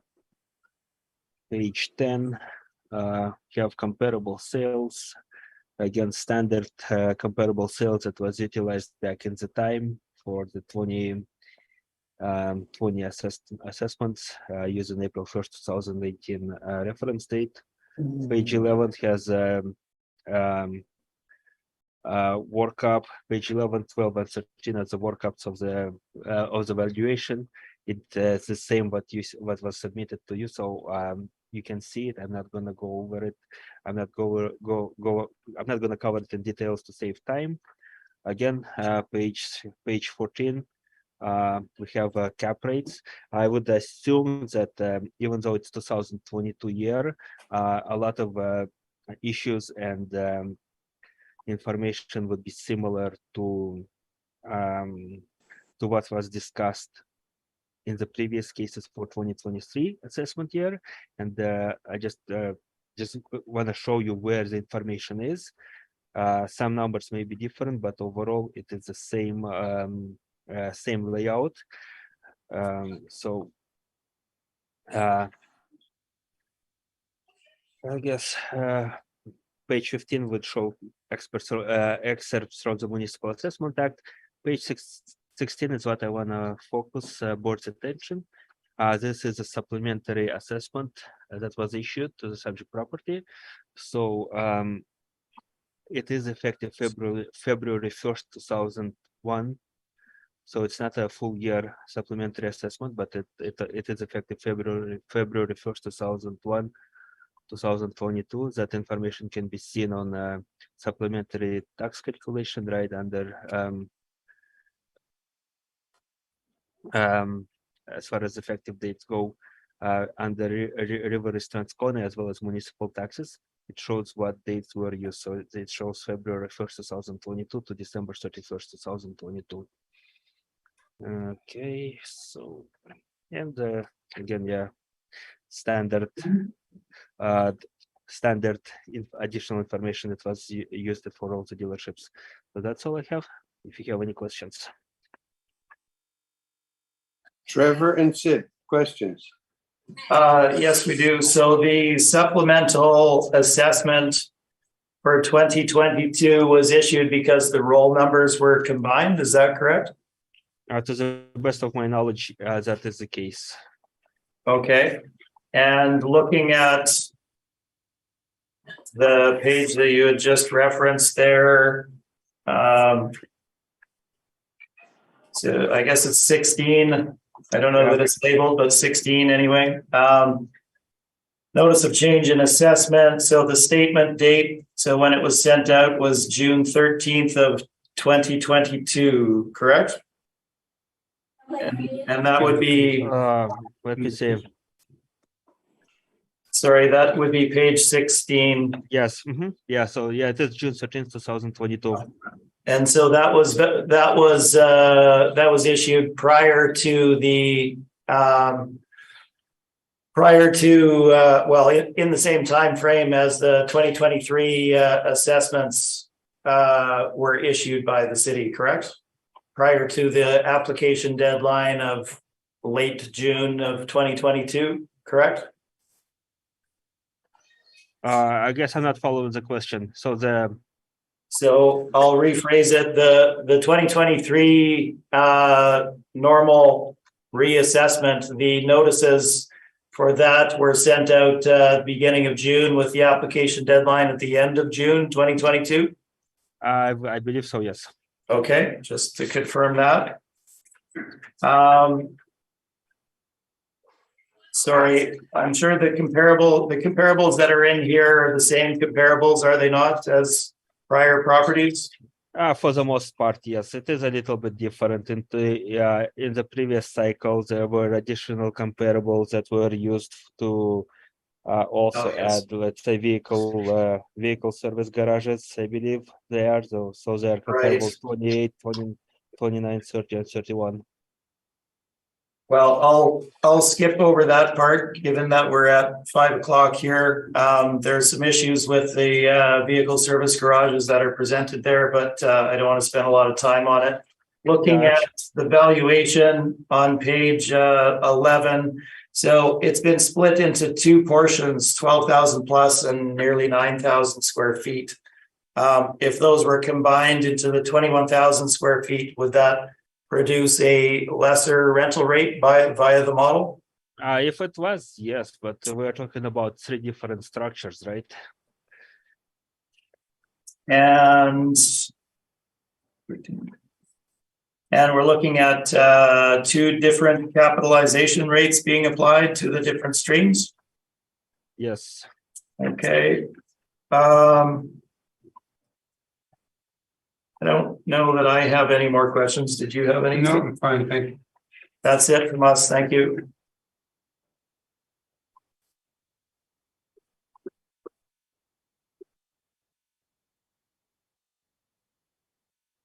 Gail, do you have any questions? Yes, just in regards to this assessment, is it all model generated? This supplementary assessment? I believe so, yes. Okay, so the two cap rates, just in regard to that, why two different cap rates? Okay, because in this particular Yeah, case, mine. subject property has multiple buildings. Two buildings are applicable to to a VS, what you would call a property type class VSG, and another building, another cap rate is applicable to a building which is classified as property type class VCD. So, Okay. Mhm. Okay, that answers my question. My final question, and I'm not certain if you can answer this or not, but this is supplementary addition, a supplementary tax bill because the two properties have come together. My question is, in regards to the property that was added to this one, then was there a corresponding cancellation in mid-year for it? Like if there was an addition for this one, was there a cancellation for the other property or no? Typically, they balance it out. When a replat to the a roll number is affected by a replat, whether it's a subdivision or a merger, typically things are being balanced out.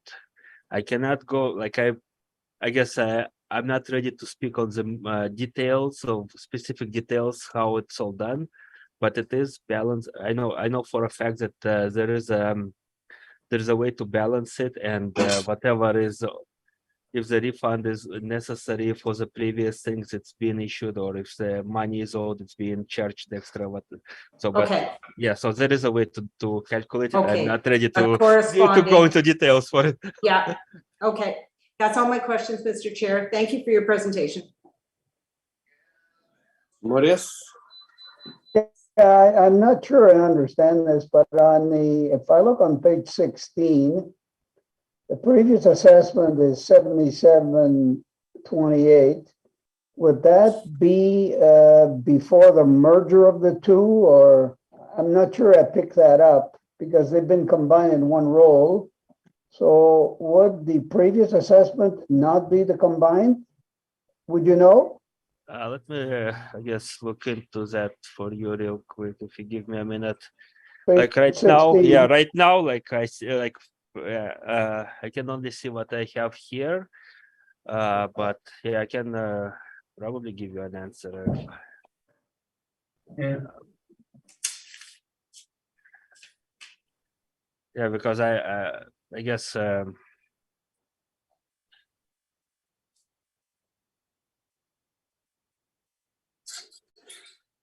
So your question is like previous assessment of, let's say, 7.7 million. Yeah, on that notice of change in assessment, it says other 7728 and it's 9682, and then you talked about the merging into one, and I was trying to find out if that 7728 was not the two combined.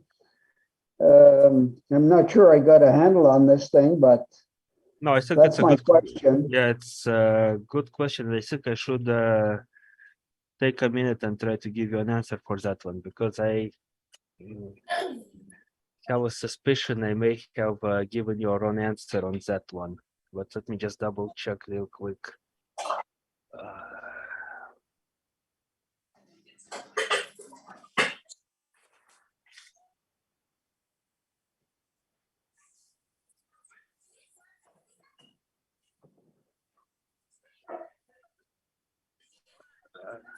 Okay, so I guess without I guess going deeper into the situation and researching all the roll numbers, I won't be able to give you the exact answer. And I don't think on your question, unfortunately, but what I can retract from it is now I have a I answered it as I believe so that it was due to the replat.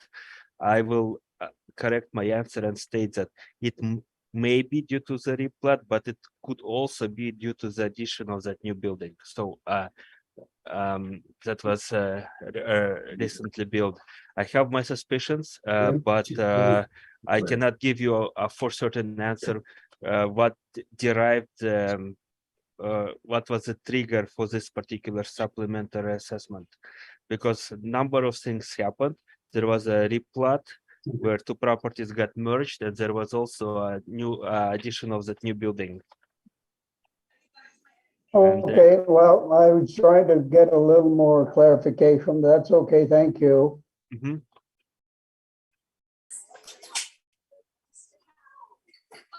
I guess I won't get into it.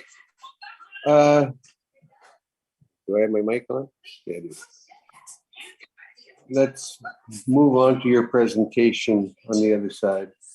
Can I ask one more Oh. question? I'm One sorry. more question? Yeah. In regards to the new building then, Mr. Assessor, do you have a building permit valuation? Mhm. And I'm just going through this, and I can speak to that real quick. I just want to see if I added it to the back of my presentation. Or just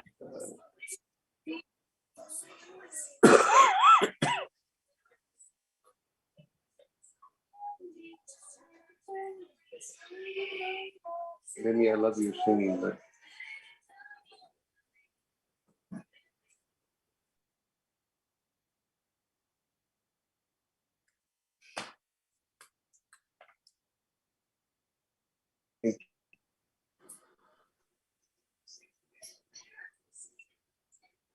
so there is a 2020 permit with a value of $1.4 million.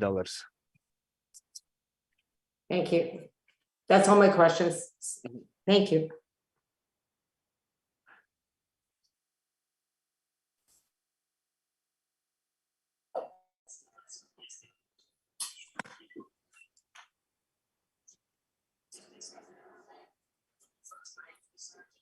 okay. Let's get on with your presentation then, Sid and Trevor. Thank you, Mr. Chair. So 1355 Regent Avenue, we're dealing with the 2022 supplemental. Property was originally built in 84, so the large majority of the property is older. Obviously, the newest building built in 2022, as you can see from the city's aerial. On their page number 2, it being the building closest to the rear of the site, so in behind where the collision center is located. That would be the newest portion of the property. If you look at the front page of the brief, you can see essentially the age of the two front properties, looking at the collision center, the low ceiling. Obviously not as these are constructed now, and just the general quality or age of the structure. The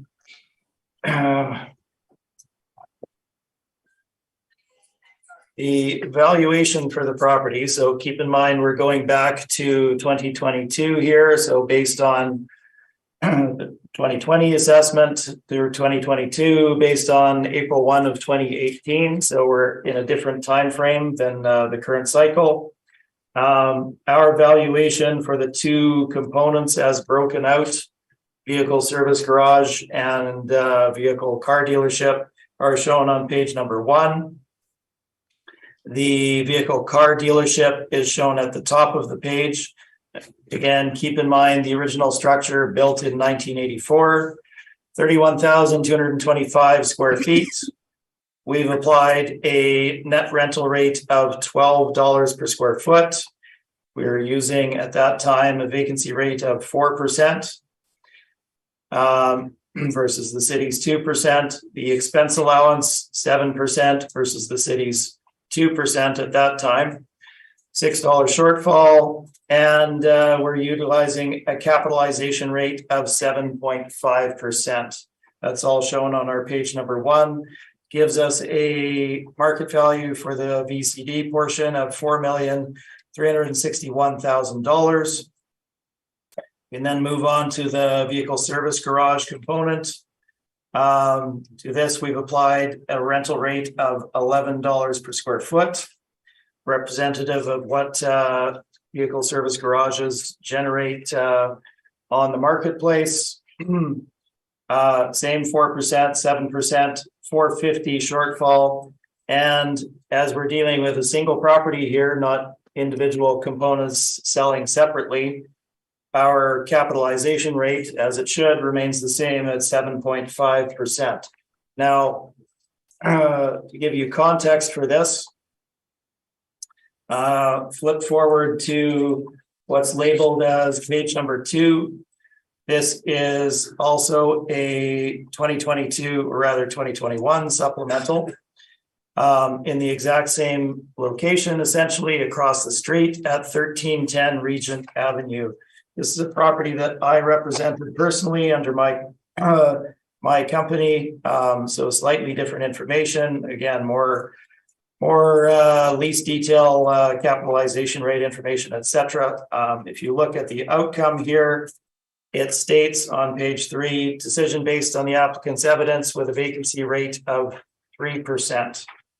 So what was the applicant's evidence? Flip forward to page 4. You can see what the property is. It's the newly built VW dealership on Regent.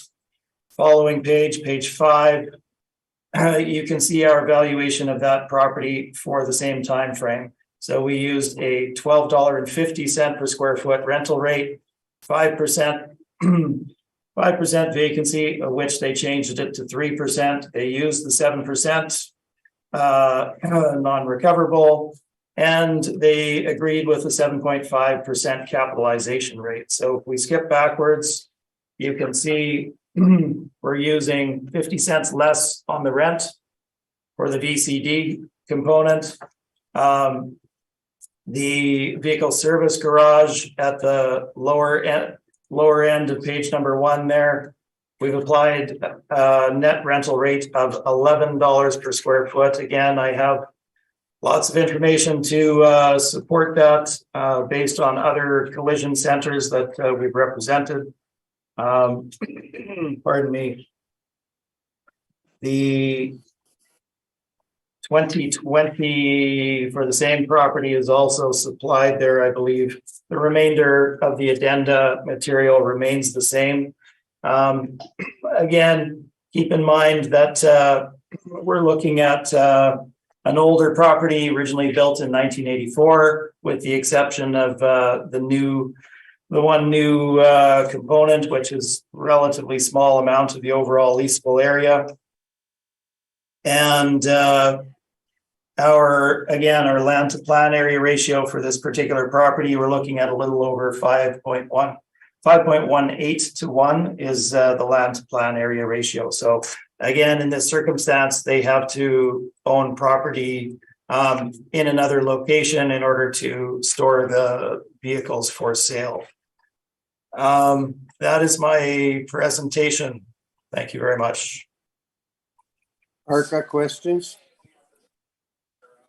I guess same questions would apply that were raised before. So in order to save time, I'll just ask you to apply those questions. Okay, they'll be applied. Gail, questions? Gail? My apologies. My only question is to confirm the valuation that you're proposing, Trevor, is $7,166,000 combined? I got 7.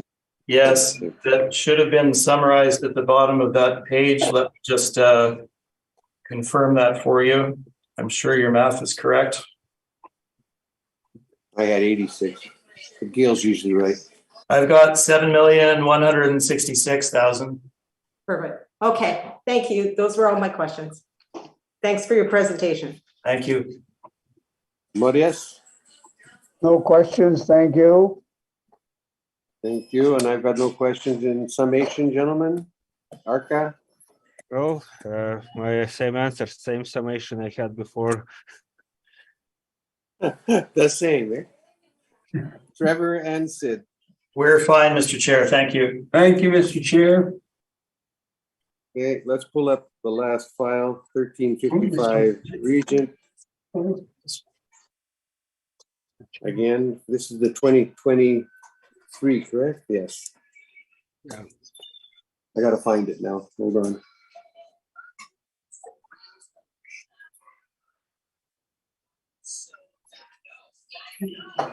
Go on. Just all put together. Okay, go. Substance. When you're ready, Arca. Okay, so the subject property has preliminary issues, and I would like to address this with the board. Okay. So the issue we have is if you look at the application to the Board of Revision by the applicant. Sorry, So- let me just give them the application 1 second, Arca. Okay. Yeah, it is also last page of my report if it's easier. It is in your brief? In my brief, yeah, it's the very last page. Okay, then never mind. Let's do it. Last page. Stop! Cameron. Get out. Guys, Papa's online here. Come on.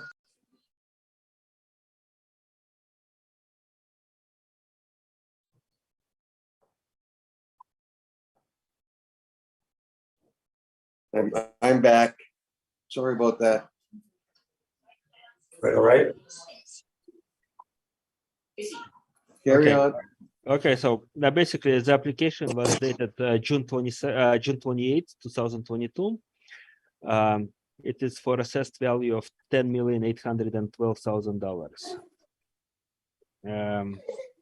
What happened since is, I guess, 2 pages earlier is a supplementary assessment notice that was mailed out to the applicant on August 8th of 2022.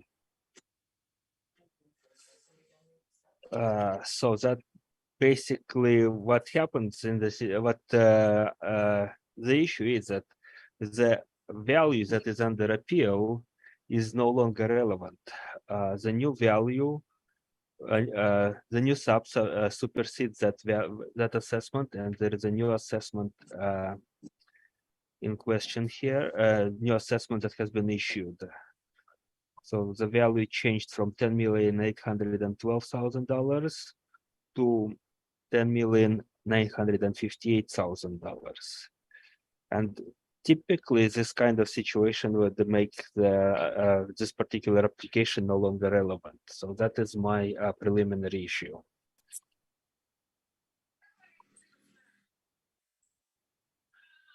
Sid and Trevor, you got something you want to say on that? Yes, absolutely.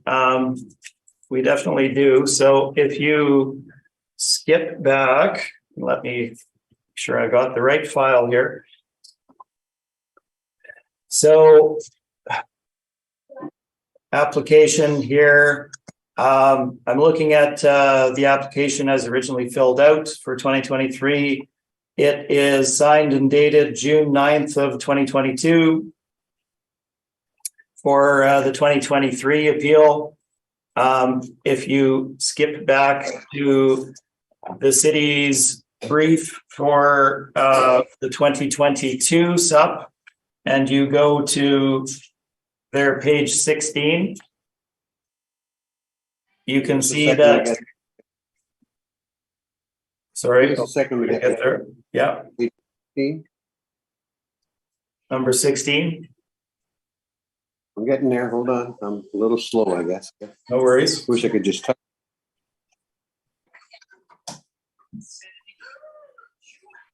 Come on. 16? 16, it's not actually labeled, but it's 2 after 14 or 1 after 15, I guess. It's the last one that's numbered. 23.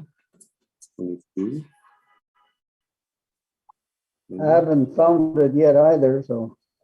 So we're dealing with the 2022 sup, the one that we were 16. just dealing with. Yeah, And it's the supplementary Yeah, notice, that's is what that it's where you're up on pointing 16. us? yeah, that's right. Okay, got And it. whereabouts is that sub?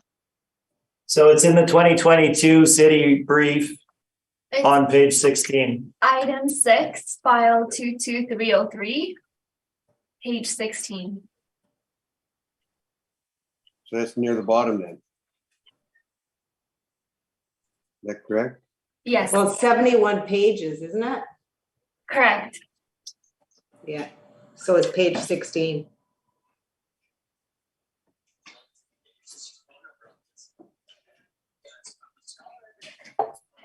What? Isn't it just one page above? I think I've got it. Notice of change in assessment. Yeah, the one that says change from 8,812,000 to 10,812,000 to 10,958,000. No, Sorry, Mr. Chair, he would like you to compare the brief to item 6, the previous file. Oh, the previous.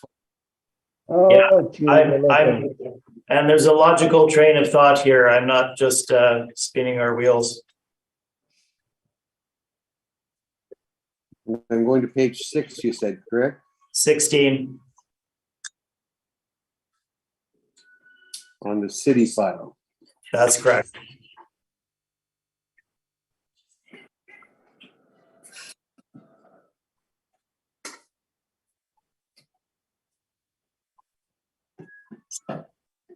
I'm sorry, I missed what you had said there, so I'm going to page 16 of the city previous one now. Perfect.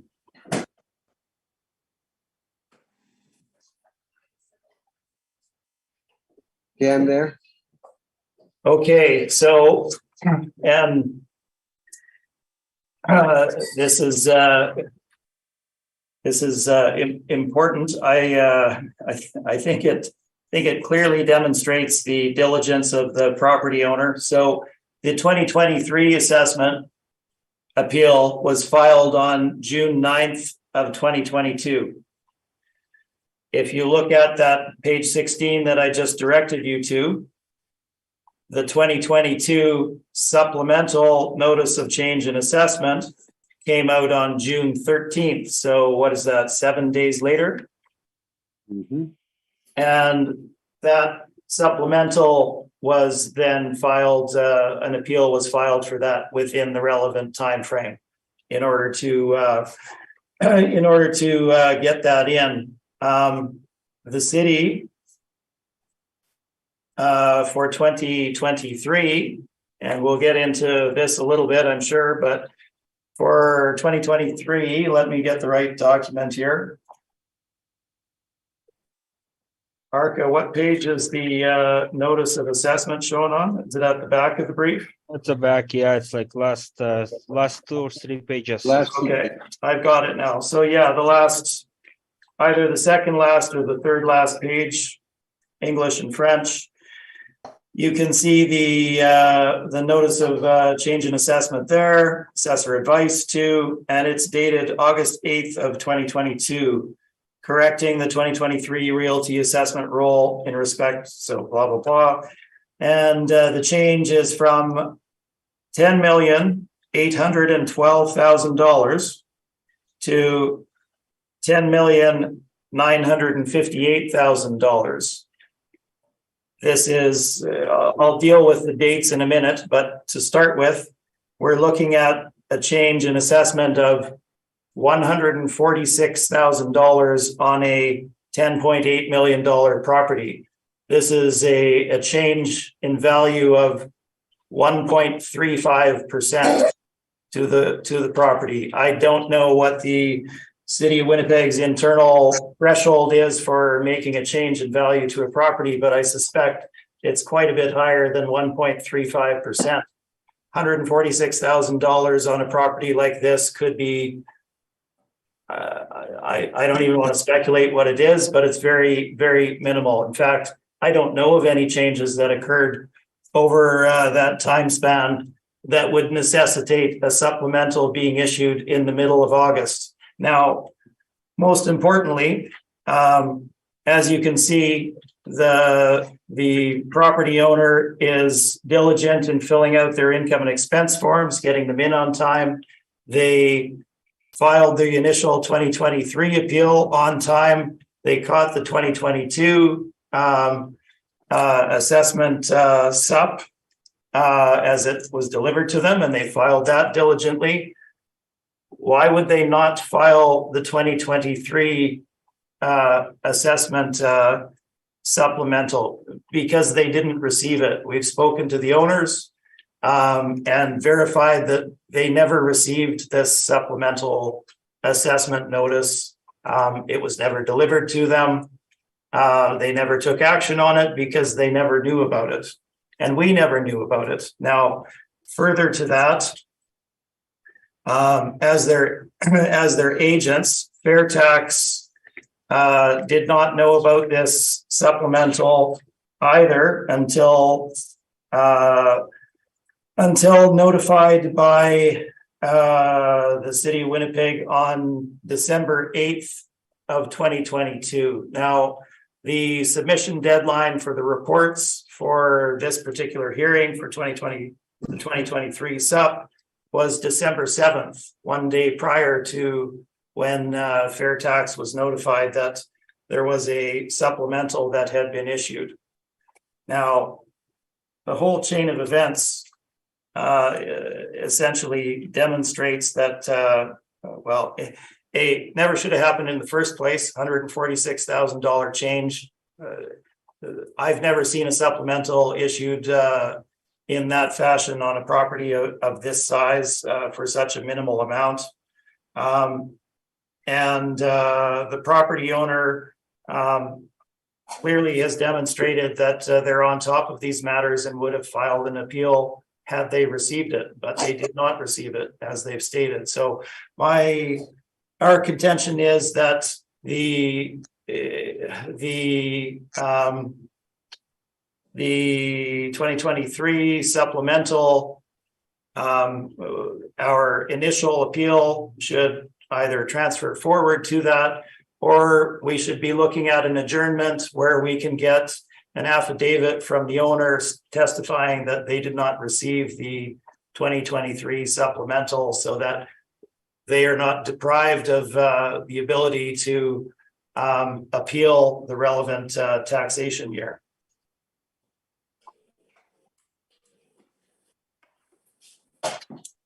Do you have any questions, Gail? No. Thank you. Thank you for this information. You've explained it clearly. Thank you. Do you have any questions? Yeah, I've looked at the document and he's giving his evidence under oath, so I'm accepting that. Thank you. Okay, let's, we're gonna go in camera. Yes, please. Yeah.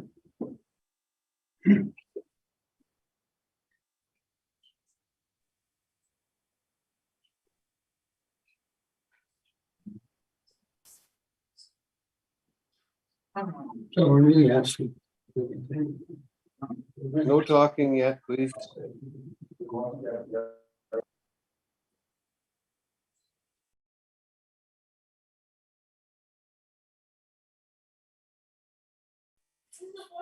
Yes, yes. As far as I They know. have to. Yeah. Have a seat, gentlemen.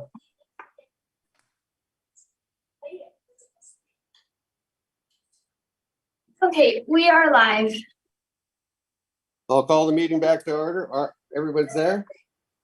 Yeah, Missing Arca. He's Arca. coming into the room. It'll just take a second. There he is. Okay, we're back, Arca. We've called the meeting back to order. Okay. We're gonna be going ahead with this file that they had applied on the file of 22,336. And the assessment value was 10,812,000 that they appealed, and that's the number we're gonna be working with. And the city can choose to deal with it after that if they want, but this is the way we're dealing with it.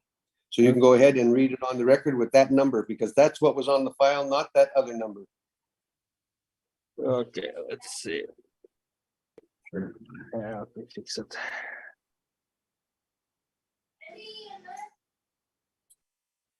All right, so let's just get things in order here.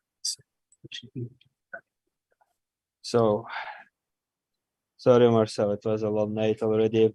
So we are going ahead with it, right? So you guys are Yes, we ready? are. Okay, sounds good. Let's. Okay, so file 22-33-36. Applicant Fairtax Realty Advocates.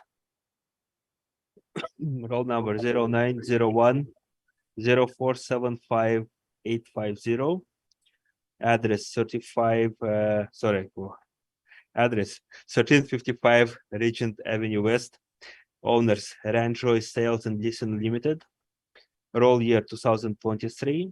Reference date April 1st, 2021. Assessed value being appealed is $10,812,000. It's a classification code 60. Liability status taxable. Year built 1984 to 2022. Wall height 13 feet to 18 feet. Construction class masonry pairing walls. Zoning C3. What else here? Okay, so land area 229,953 square feet. Plan area 44,421 square feet. Gross floor area 49,626 square feet. And leasable area 52,508 square feet. Land to plan area 5.18. Okay, so I guess images are. Yes, so page 2 and 3 provides images of the subject property. We've discussed it before, so I'm not going to spend time on it. It's an owner-occupied property, which is page 5. That's income and expense realization. Again, comparables, same comparables we used for 2023 dealerships, so there is no change with that. Same comparables you've received. So you are aware of it. It is there. You can see it.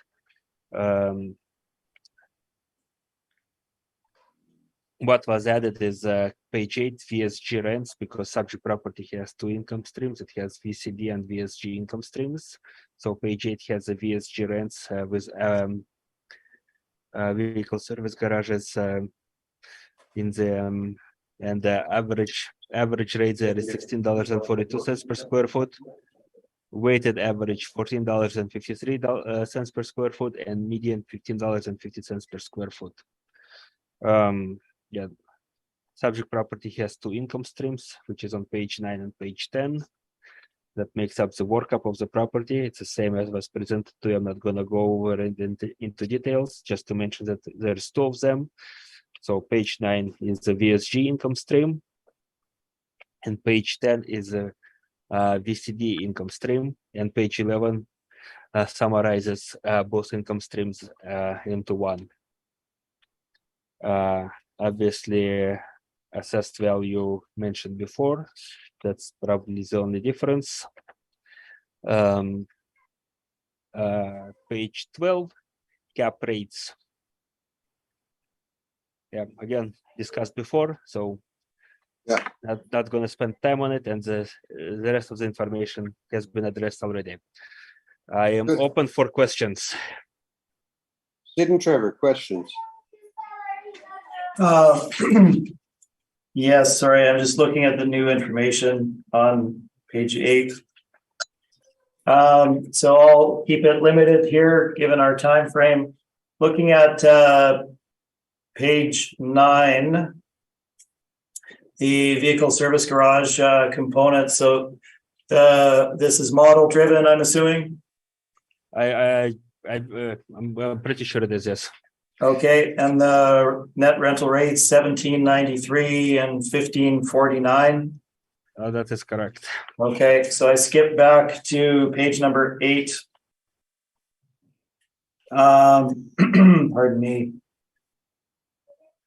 And I've covered this ground probably with some of the panel members already. I'm not sure, but I'll try and be quick here.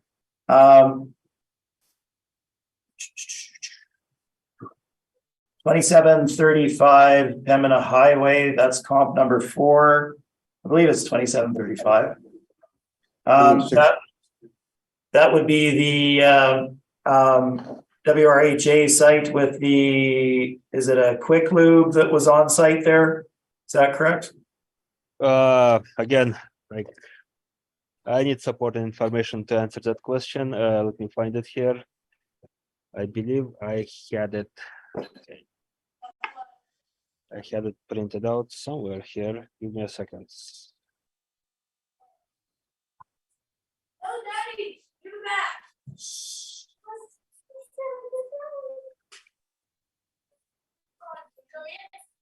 Okay.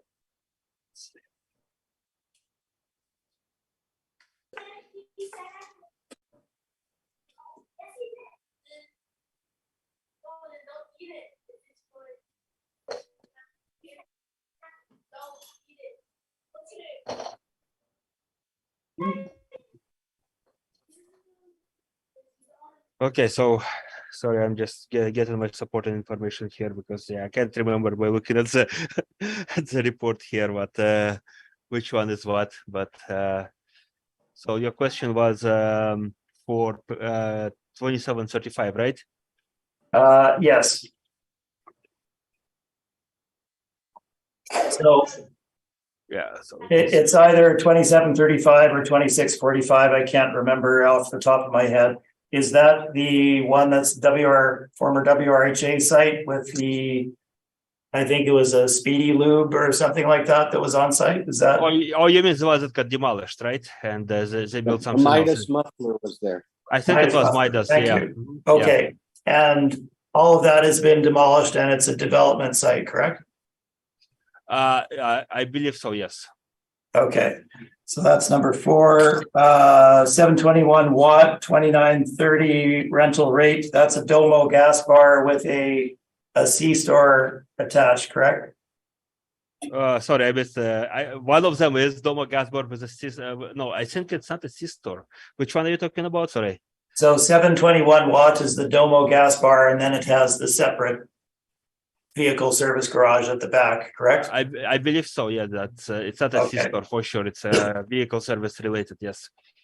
Okay, and then we have 2 other high ones here, 107 Vermilion and 20 Lakewood. Those are both located in the power center, significant shopping center that fronts on Fermor between between Ladco, it's the Ladco property, is that correct? Yeah, it's Lakewood. I think it's Lakewood Shopping Center, right? Yeah, that's correct. So we'd have Walmart, Canadian Tire, Co-op, etc. there, right? Yes. Okay. 226 St. Anne's, that's a either a Midas or there's 2 side by side right at the corner of Fermor and St. Anne's. It's across from Superstore. Yep. So it's I think it's Mr. Lube there. That's the one. Mr. Lube, sure. So and that's 2,000 square feet. Let's say that's St. Anne's, right? 2022, whatever it is. Whatever it says there. Let me just find it on the report here. I think the panel gets where I'm going with this. Those are all my questions. Thank you. Okay, Gail, any questions? I have no questions, thank you. Boris, any questions? No, I have no questions. Thank you. On with your presentation, Sid and Trevor. Thank you very much, Mr. Chair. So same property that we were just dealing with, no changes in terms of the structure. And for the 2023 valuation for both the Vehicle service garage component, as well as the VCD component. $12.50 per square foot has been applied. Arguably, I would suggest that there should be a lower rate applied to the VSG, but that hasn't been done, so we'll stick with the $12.50 a square foot. But keep that in mind with regard to the overall valuation. Our valuations are summarized on page 2 and 3.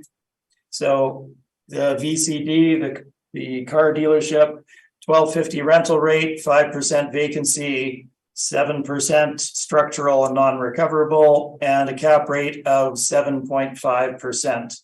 Gives us final market value of $4,473,000. And the VSG, identical, $12.50, 5% vacancy, 7% non-recoverable, and a cap rate of 7.5%, giving us $3,049,000 for the market value. Add them together, and we have a total assessed value of $7,522,000. There's a few photos of the property following that. And the addenda, I believe, remains the same as before. And that is my presentation. Thank you. Good. Arca, questions? Well, all the questions have been, I guess, same questions that have been asked before. Get it forward. That's Agreed, Arca. Gail? No, I have no questions. Thank you. None? Okay, Maurice? Questions, thank you. And I've got no question. Anything in summation, gentlemen? well, my summation was presented at the very beginning. Trevor and Sid? I believe you've probably heard enough from me today, so I'm fine. Did you have anything to add? No, I'm fine, thank you. Okay, Merry Christmas, gentlemen. You all have a good time. Same to you, Mr. Yes. Chair. Look Yes, after Merry- those kids. All right, have a great holidays. We've heard if I all don't the see you. items scheduled and this hearing is now adjourned. Thank you. Thank you. Thank you for your Thank time, you. everyone, and yes, happy holidays. Thanks, Tucker. Happy holidays to you. Okay. Thank you. Thank you. Okay, happy holidays. Bye-bye. Bye.